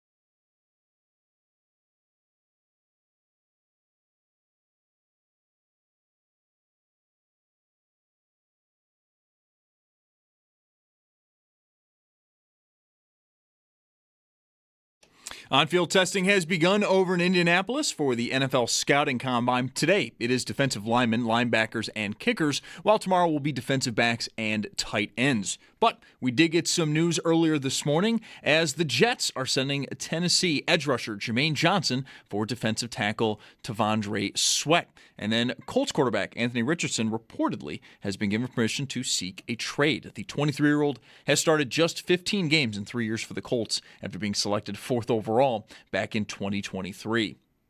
No game tonight for the Buffalo Sabres, though they do sit in third in the Atlantic following yesterday's win. For more on yesterday, Paul Hamilton does have a piece up at our website, WGR550.com. And taking a look around the rest of the league, we've got 12 other games tonight and some notable matchups to keep an eye on. Montreal hosts the Islanders, the Senators. They play host to Detroit, and the Penguins. They do host the New Jersey Devils. All three of those games will start at 7. Minnesota is in Colorado versus the Avs at 9. And then at 10:30, your night's going to wrap up with Kings hosting the Edmonton Oilers.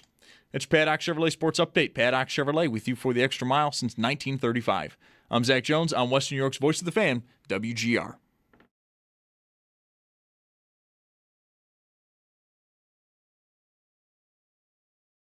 It's Mike Schopp. Name any word in less than a second. I will tell you how many letters are in it. But I cannot do anything mechanically. I don't even know how to put a game together for 3-year-olds. And the Bulldog. Fool me once, shame on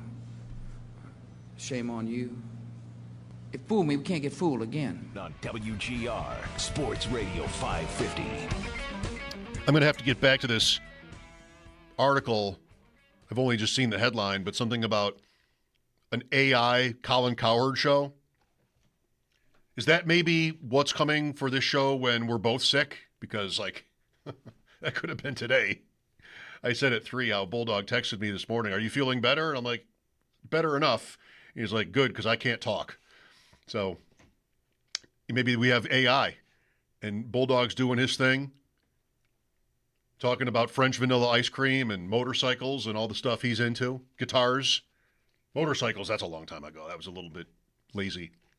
And you're just hearing me talk about fantasy and expected points per play statistics and fourth down game management. Is that what that, I mean, it probably already sounds like that much of the time. Why wouldn't it? Because that's what we're into, I guess, maybe relatively speaking. But an AI version of this show would maybe just be 4 hours of that. I don't know. Curious. With me now is Chris Trapasso on the Wester Hotline. Bulldogs lost yesterday. Not having Chris is my gain. So lucky me, Chris.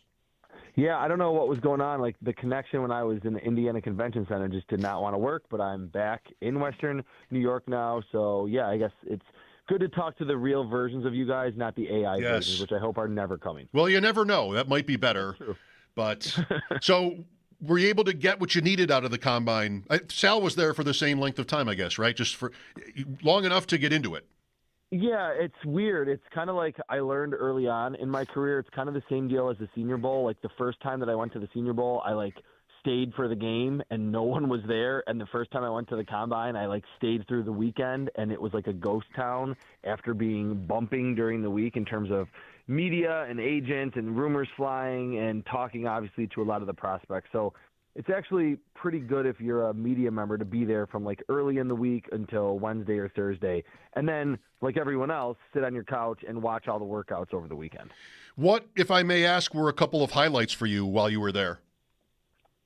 Hanging out with Sal, hanging out with a lot of the other Buffalo media members. It's always fun. You kind of see in the hotel lobby bar, you can see okay, there's the Buffalo media, there's the Philly media, there's the Boston media. It's not totally segregated, and obviously a lot of these people know each other, but just hanging out with those guys was a lot of fun to just talk Bills, talk, early draft stuff, free agency stuff. Was on a few podcasts here and there, not just Buffalo related, and just got to start to nerd out about the NFL draft a little bit. That's what I like the most. It's you're at a big convention where there's no such thing as talking too long or going into too much depth about football and arm length and draft philosophies and free agent philosophies. So everyone that you come in contact with is that same type of person, and you're all kind of congregated in one city. Well, naturally, it belongs in a convention center then, because it's like a convention. I mean, that's it is. Like-minded people. Yeah, arm length, hand size, all this kind of good stuff today with the linemen at work. What matters here, Chris? Like your professional perspective on how important this kind of data is. Well, I know that it's like, first off, people want to just laugh at it and say, oh, arm length doesn't matter. Look at how good he was in college. If we're going to talk about Ruben Bain from Miami, I get why people want to say that because it seems silly, but there is a lot of historical data now that we have that indicates that arm length for defensive linemen and for offensive linemen, we talked about Will Campbell a lot after the Super Bowl, it matters. Now, it's not the ultimate disqualifier or something that even 95% of the time hints at someone being not able to play in the NFL. But Ruben Bain and even Cassius Howell, who's been mocked to the Bills in a few of like the Daniel Jeremiah, Bucky Brooks mocks at NFL.com, had arms under 31 inches. And that is ridiculously short. And they're going to be facing not ACC and SEC offensive tackles. They're going to be facing on Sundays guys that are anywhere from 6'4" to 6'9" with 34, 35, 36-inch arms. It's going to make things a lot more difficult for them. So I think even before these guys have worked out, and a lot of them are actually working out now, it does kind of put a little ding or a red mark on what are two really good edge rusher resumes. One being Ruben Bain, who you named, and it was reported that he's not going to do anything else at the Combine, work out or run or do anything else. So what will that mean? He was a top what prospect, and how does that change maybe? Well, I think from the consensus from talking to a lot of people about him this week and just going into the week, he was a consensus top 10, maybe even top 5 prospect, but there were all those concerns of how short are his arms going to be? How little is his wingspan going to be? And he looked kind of short on film. He was 6'2", a little over 6'2", I think just over 260 pounds. So he's got like enough weight, but he's reasonably short, and he has historically short arms for the position. And we've talked about it the last 3 or 4 years on this show that more so than anything else, of course you need to have a good college career to be a first-round pick, but the freak athletes and the guys that do check all those measurable boxes, those are the prospects that are almost always picked inside the top 5, inside the top 10, inside the top half of the first round. Now I think the conversation could arise until his pro day, and I'm sure at Miami he'll test reasonably well, but could Ruben Bain maybe not be that top 5 or top 10 pick, and then teams outside of the top 10 would probably feel like, hey, we're getting reasonable value now on a player that we thought was not going to be available. Yeah, this is fundamentally so much of what draft analysis is, which is performance versus measurables, and then then you consider like the quality of the competition, age, and everything else. It surprises me we don't have the technology to know how long somebody's arms are until we measure them. Shouldn't we be able to just watch Miami and be? Yeah.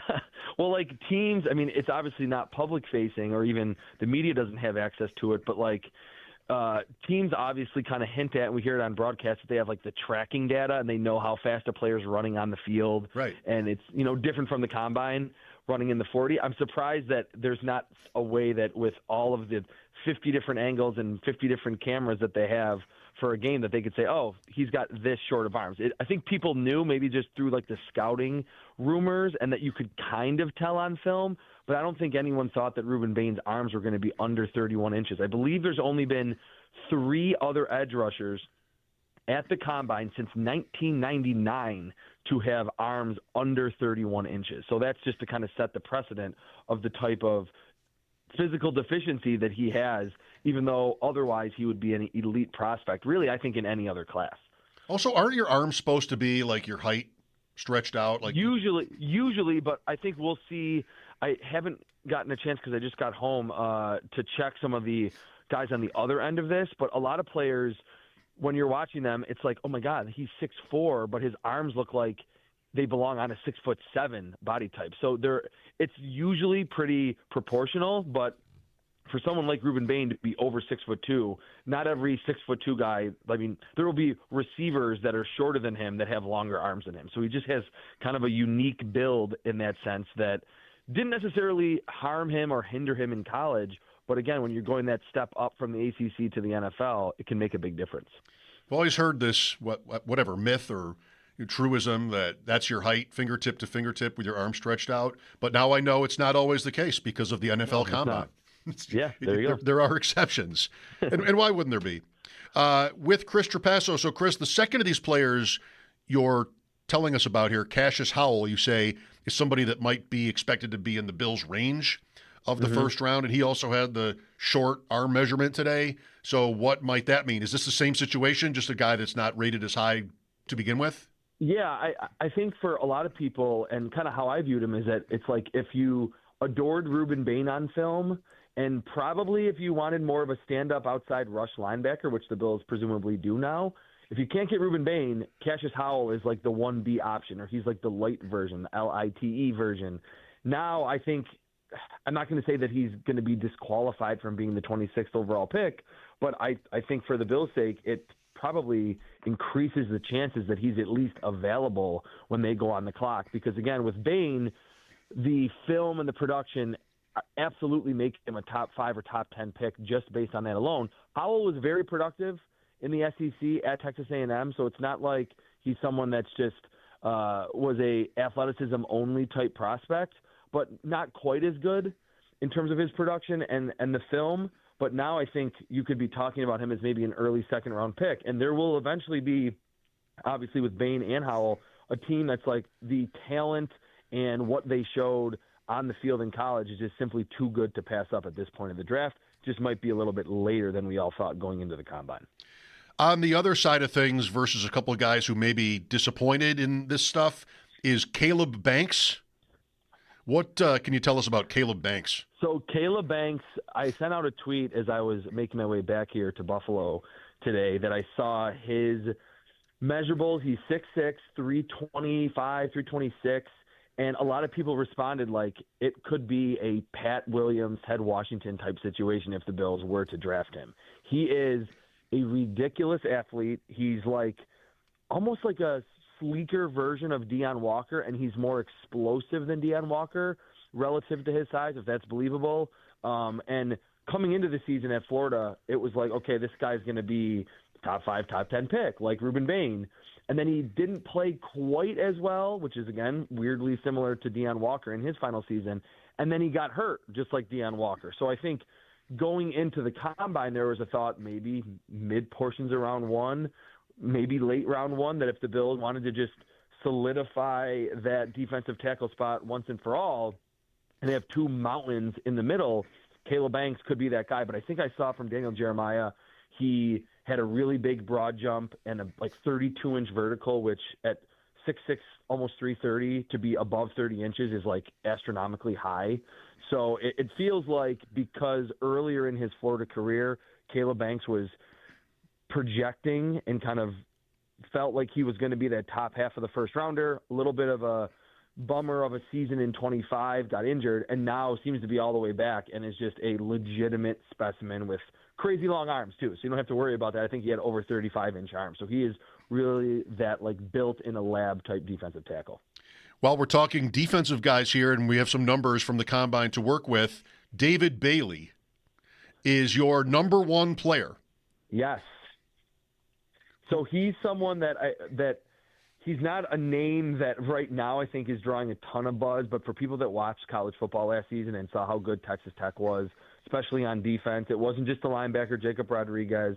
David Bailey was sensational, and he's someone that in talking to a few scouts that I know in the league and a few other of the nerdy like me draft analysts are like, oh yeah, David Bailey's a top 5 pick all day. I mean, he's a little older, and usually the edge rushers that are that productive are usually 21, 22, but everyone's kind of adjusting and realizing that in the NIL era, especially coming from Texas Tech, because they brought in a lot of transfers, that there are going to be guys that can still be picked highly that are 22, 23, 24. I think he's 23 right now. But everything from the production, the bend, the power, all of it's really good. And then to see that he didn't have short arms and he tested really well, big-time vertical broad jump, it feels like now, and again, it seems unfortunate for someone like Reuben Bain, but the disparity in their measurements and potentially their workouts once we see Bain work out at his pro day, that it feels like David Bailey will actually be the first edge rusher off the board, and maybe even this, or I guess maybe Arvell Reese from Ohio State will also be in that conversation, but could be one of the first picks after Fernando Mendoza goes number 1 overall. With Chris Trapasso. All right, so Jeremiah Love, the unanimous maybe number 1 running back prospect here. Earlier in the show, I was talking to Theo Greminger about him from Fantasy Points. I was going to say, this is your fantasy question, right? Well, he doesn't have to be taken in that context. Okay. But, sure, feel free to mix in how you feel about whatever landing spot he gets from a fantasy standpoint. You're always welcome to go in that direction, especially with me. Yeah. Theo said that he thinks it's realistic that Love could go as high as number 3 in this draft to Arizona, and that Tennessee makes sense at 4. I don't know about the Giants. Maybe that's up to the Scadabo injury at 5. That even in a period of time after Genty, who went 6, and he wasn't bad necessarily, but it didn't work, at least last year. And then whatever you want to say about Bijan Robinson, who's excellent, but he's never sniffed the playoffs either.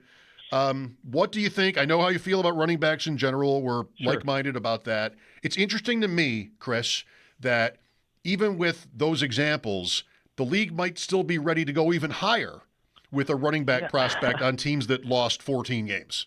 It seems sensational to me that is actually true. But, yeah, there were some rumors just talking to people at night that Giants rumor about Scadabu's injury, that they would be really interested in Love at 5. It almost felt like this is still relatively early in the process, but that, like, Jeremiah Love's floor was the Chiefs at 9. And I'm like, did the Chiefs not learn from drafting Clyde Edwards-Helaire when they thought they were just a dynamic running back away? Obviously the Chiefs went on to accomplish a lot of things, but it was in spite of that first-round running back pick. It is pretty crazy. I mean, I've cooled on the idea to be completely steadfast 100% against picking a running back in the first round because obviously you're getting that player technically in his prime. I mean, he's 22. He doesn't have a lot of wear on his tires. Like, that's the time that you want him to be inserted into your offense. But to your last point there, I think is a really good one. Would I ever want to pick a running back if I'm a GM of a team that has a top 10 selection, meaning we're not really that close? No, I wouldn't. So I think Jeremiah Love, to me, is like a better, more NFL-ready version of Travis Etienne, who's turned into a pretty good running back. It took him time. He got injured. But similar style, bigger body, runs kind of high, but super explosive, very well-balanced, can hit long runs, can be elusive, contact balance is all there. He's an elite running back prospect. But if we see Jeremiah Love go somewhere in the top 10 in 2026, that's just music to the ears of everyone picking after that because a player at a more premium position will be available. The one thing I will say that could be part of the reason why Love is going to be pushed up higher, the running back class is not very good. Like, it's really bad. It's not just last year there was Genty, but there were so many others that were guys that you could get excited about. I've tried to watch players that have excited me at the running back position. It's just not there. I mean, his teammate Jadarian Price is there, Emmett Johnson, but beyond that, it's a very barren running back class. So if a team really feels like the Cardinals feel like they're a running back away, I could see him ultimately going that high for that reason too. And they shouldn't probably feel that way. I mean, no, they should not. They should not. By the way, fun fact, CEH got carries for the Chiefs this past year, including in the game against the Bills. Oh, he did. You're right. They brought him back. They brought him back for 2 games. I mean, he went 7 carries for 13 yards, and that's probably it. Oh, there you go. But that did happen. The latest on the quarterbacks from you, Chris. So that'll be Saturday, I guess, when they work out. And Simpson will be interesting. I wonder, what can he do? What can the quarterback of Alabama do? I mean, I say that way because of all the visibility he'd already have received. What can he do for himself at the Combine, good or maybe even bad? Well, wait, can I first remind all of your listeners that you were on Ty Simpson before anyone, that when you direct messaged me in October, you were like, hey, this Simpson guy, does he look like he could be a first-rounder? And I'm like, oh, actually, I think so. And then now it's like he's going to be the second quarterback off the board. It's pretty good early call by you on that one. Lucky guess, and I don't watch many games, so I got a little carried away there. I'm not even sure it played out that well. I mean, he didn't finish the season very strong, I think. No, that's true. I think what he could do is, I mean, I'm not sure. I haven't seen the reports if he's going to do a full workout or he's just going to throw. It seems like usually the quarterbacks the last 5 to 7 years, that are cemented in specific spots are like they don't want to work out. If I were Ty Simpson, I would, unless I know I'm just not that great of an athlete, I would try to run the 40 and do vertical and 3-cone, because I think that's one of the elements that Fernando Mendoza, he's not a big-time athlete. And that's one of the biggest separators for me, and it seems like the general draft industry as well, that he's not a Caleb Williams, he's not a Trevor Lawrence, he's not an Andrew Luck, he's not that off-script scrambler type player. And I think if Ty Simpson showed everyone, hey, Mendoza's not doing anything, he's just going to go through interviews and basically just talk to the Raiders, I'm assuming. But hey, I have, I can run in the 4.6s. I have a 35-inch vertical. I can do a little bit more off platform or off structure, and as a scrambler, that's probably the best thing he could do, because there's not really much of a difference arm talent wise between those two quarterbacks.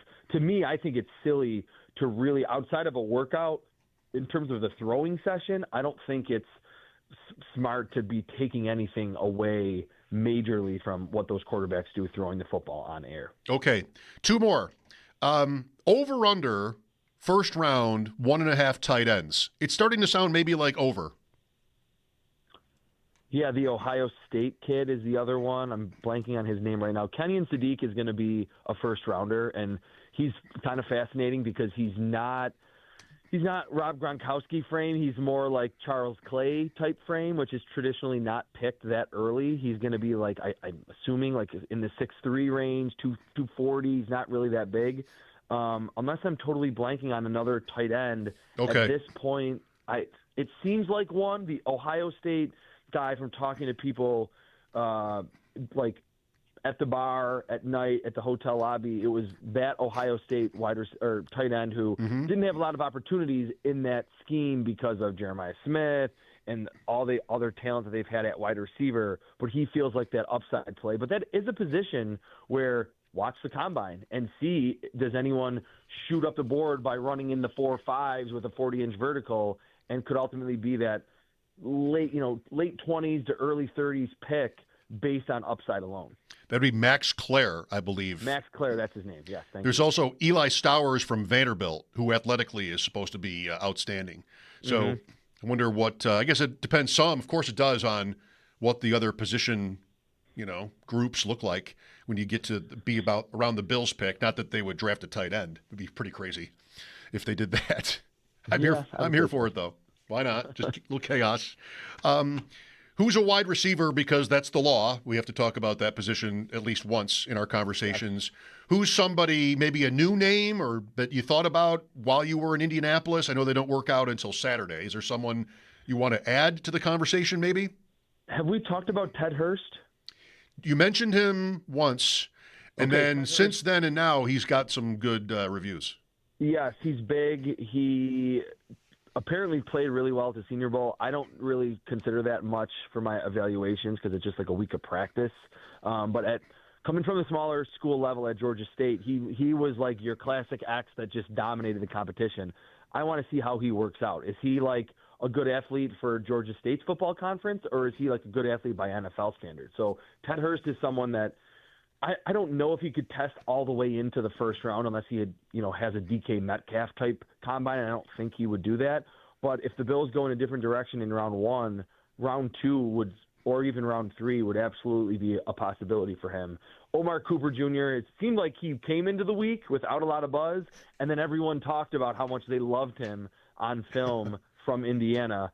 He, to me, is very, very similar to DJ Moore. And I bring that up. That's like my comp for him right now until he works out. We'll see if those workouts compare, because Joe Brady was DJ Moore's offensive coordinator in 2020 in Carolina when DJ Moore averaged over 20 yards a catch. It was one of his most productive seasons in the NFL.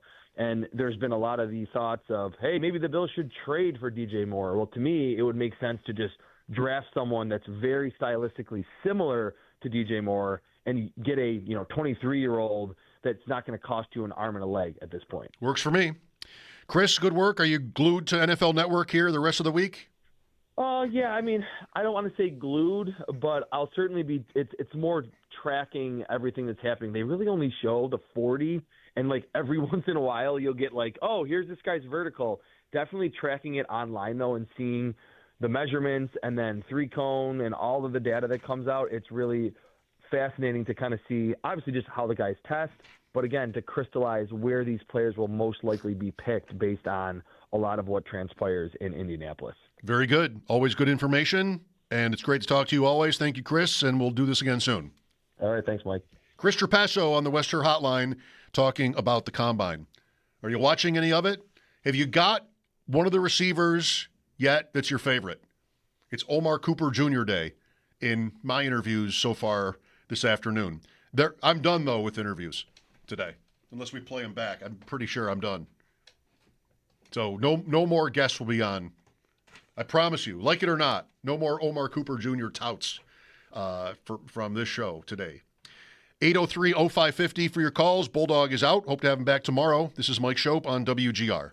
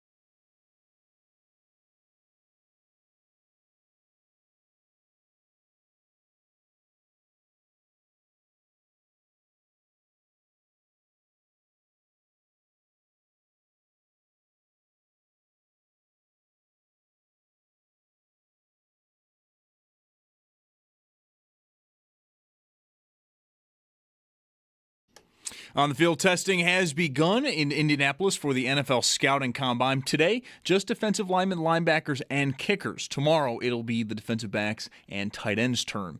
We did get some news from the Combine today, a trade as the Jets send Tennessee edge rusher Jermaine Johnson for defensive tackle Tavondre Sweat. And then Colts quarterback Anthony Richardson reportedly has been given permission to seek a trade. The 23-year-old has started just 15 games in 3 years for the Colts after being selected 4th overall back in 2023. For the Sabres, no game tonight. They're back in action tomorrow, though they do sit in 3rd in the Atlantic following yesterday's win. For more on that win, Paul Hamilton does have a piece up at our website, WGR550.com. And around the rest of the league, we do have 15 games in total. Some notable matchups to keep an eye on include Montreal hosting the Islanders. Senators, they play host to Detroit. And then the Devils, they're in Pittsburgh versus the Penguins. All three of those games start just after 7. Minnesota in Colorado versus the Avs at 9. And at 10:30, your night's going to wrap up as the Oilers, they're in Los Angeles, to take on the Kings. It's your Paddock Chevrolet Sports Headlines. Paddock Chevrolet with you for the extra mile since 1935. I'm Zach Jones on Western New York's Voice of the Fan, WGR.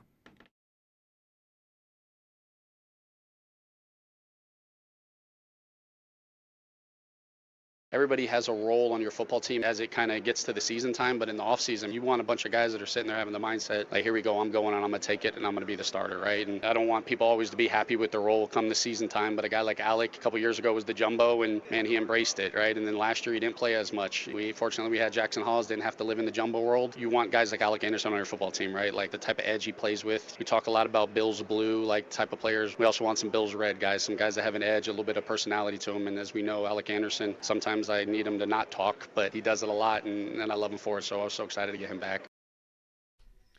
Joe Brady, boy, you better get used to that pace. He says so much in so little time. And what do I have here? I couldn't even keep up. I've got that Anderson, we knew this about him. Brady is speaking of his personality and his, attitude, and all right, yeah, he seems like maybe a little bit crazy, which is probably good. I think that's what you're hearing there. But I want him to not talk, and there's Bills blue and Bills red, and my head is spinning. I don't know. We're talking about a backup lineman. I can't. I don't know. And I think I don't want to psychoanalyze Joe Brady on the heels of these comments, but I've had a tough time kind of listening to him, as I've said, because he just puts it all in there.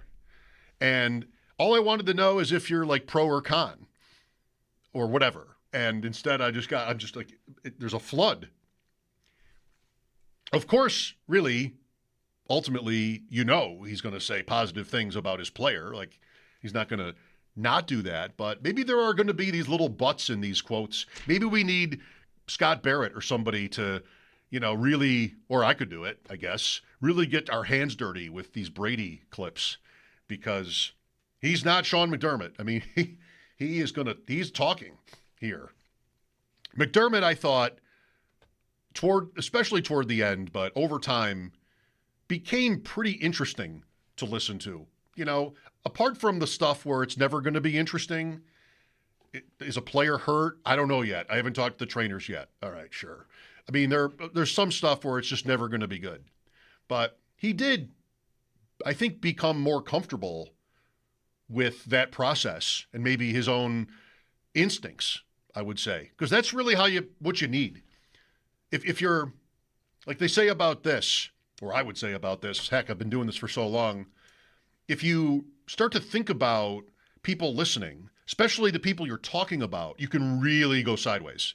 Because then you can get all sort of stuck in I don't know if I want to be heard saying this or whatever it is, and it can be really hard to overcome that.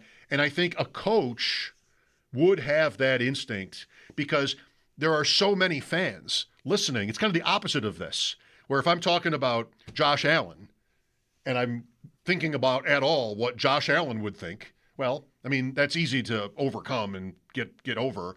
There's only one person there. I think for a coach, you're trying to not step in it. You're trying to please people. You're trying to maybe even impress. You've got to think about your own players. Maybe, of course, I want to be critical of a certain obvious thing, but I don't want whoever the player is to hear that I did it.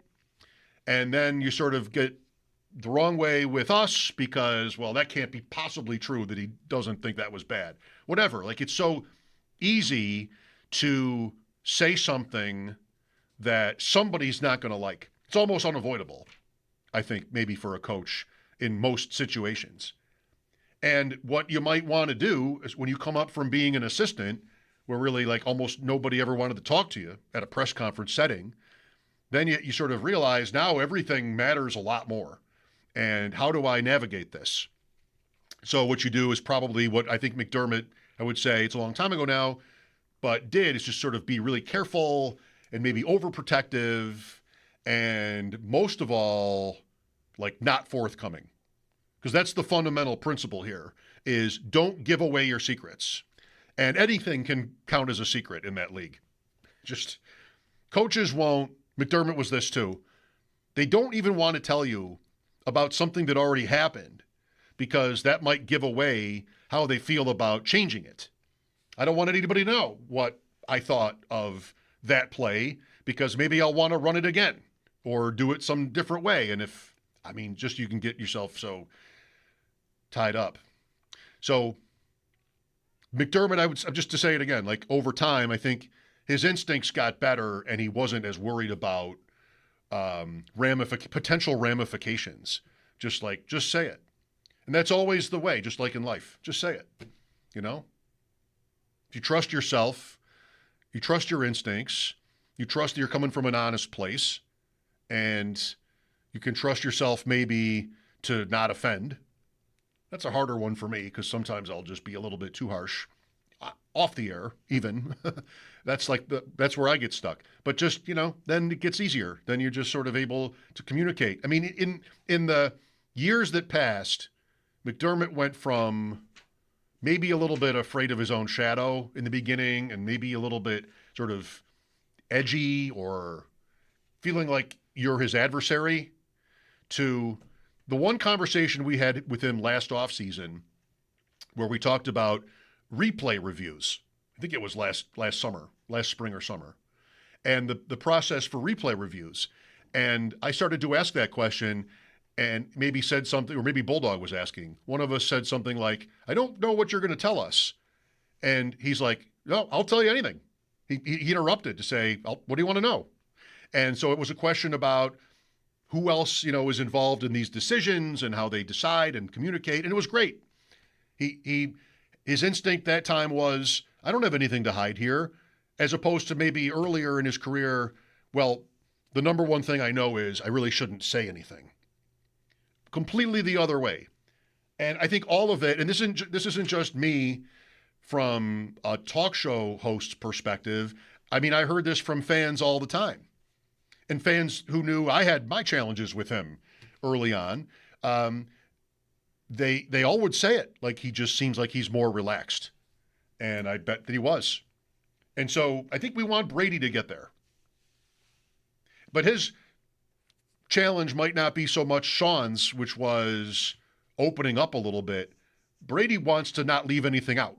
And he's putting everything into the sauce to not have forgotten something about how he wants to answer that question. Anyway, free advice. If it's even good advice, I don't know. The survey we were talking about earlier from the NFLPA, I think it's coming out little by little. Again, there's pushback from the league and what they don't want to be publicized. But what has been reported in a couple places today is how players voted for their own home field. And this is where Pittsburgh stood out when the first reports of the day about this survey came out and how they were like last in the league for their home field. And I was wondering about that. I mean, it's a grass field, which I think players would prefer, but it has, pit plays on it. And maybe it's just sort of old or something. F-. 5 teams got an F- for their field. Pittsburgh, Tampa Bay, Tennessee, all grass fields, and then the 2 New York teams, New Jersey, the Giants and the Jets. And good that the Giants, gave an F-, but the Jets gave like a B or something like that on the same field. They're in lockstep here, the Giants and the Jets. I love that there's F-. What is the score? Like if you do this on a traditional grade school kind of scale where, an A or an A plus or an A minus is in the 90s, B's in the 80s, and so on down, what is the line between F and F minus?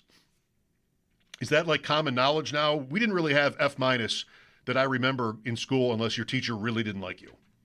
Then they slapped that minus on there just to rub it in. Yes, you failed this test. And furthermore, Schopp, here's a minus to go with it, just because I can. The Bills gave their field an F. Not an F minus, a mere F. So did Carolina and Seattle. F. So 8 out of 32 teams, the players think their fields are the worst. Well, this will be an easy one for the Bills to get better at because they're moving. And they're not taking the field with them, right? Right? Yeah, of course, grass. Of course they're not. So they should be in position to bounce back year for the Bills field in the stadium survey. A's, Baltimore, Denver, Philadelphia. All grass, right? I think. All grass. A minus, Kansas City, Raiders, Miami, San Francisco. Raiders is indoors, but the rest of them are outdoor fields. Maybe they're not all grass. Chiefs grass? Niners, I think, yes. Miami, yes. Baltimore, yes. Denver, yes. Philadelphia, yes. Kansas City, is that a grass field? I think that's a grass field, although they've got something old that heats the surface, so maybe it's not. Well, A minus for whatever. That maybe the heat, that's doing the job for the players. I don't know. But that list is out. Just the field, anyway. It was reported that the Steelers finished last in the overall and the Dolphins first in the player survey. Mike Schopp here. Bulldog is out today. 803-0550 to join me. This is WGR.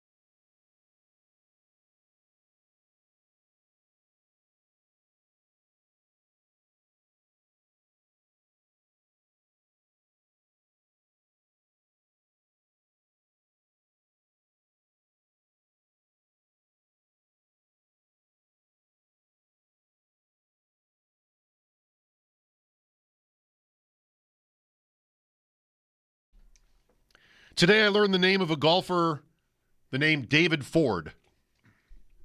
So it's a little different when it's just one of us. I'm sure Bulldog would say the same.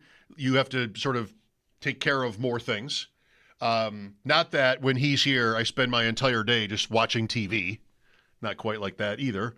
But always like it, especially early in the season before it's even spring, to have golf on in here. Unless, we have the Olympics or baseball. Baseball is kind of the same effect. But I look forward to Thursdays for this. So there's going to be a golf tournament on. And I look up just like not even an hour ago, I think. And I got a guy named Ford holing out from maybe 50 or 60 yards, left-handed. Even more amazing, he did this left-handed. You ever try that? It's hard, it's impossible. Left-handed from like short rough, low chip shot, bounces on the green, hits the flag, spins around and drops. Oh, that's pretty cool. I don't know who the guy is.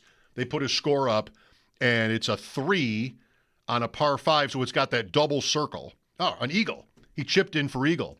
And I notice on the previous hole, he has a 2 with the double circle. So he eagled consecutive holes. He had a 2 on a par 4. I mean, this must be good. And they showed it immediately because I'm sure what they're talking about is that this guy just did the same thing. He holed out from maybe 150 yards, guessing on the number, but like a full iron shot went in. So I guess it's on 11 in this tournament, he holes out from the fairway for eagle. On 12, the next hole, he holes out from maybe 50 or 60 yards for eagle. And then I look up, and he's on 13, and he's in the sand for par. And he makes it. In your life, will you ever hole out on 3 consecutive holes? I don't think you have to be, well, clearly you don't have to be Scotty Scheffler. I mean, he's a professional, though, this guy, obviously. I don't think you have to be the world's best player.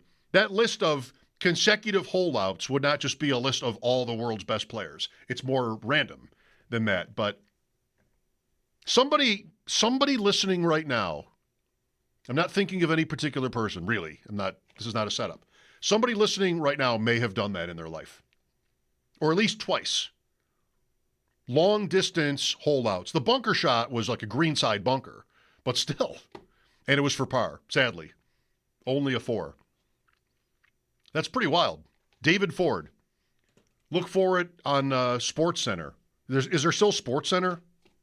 We still get Sports Center, yeah. That's still a thing? Still go through those, yeah.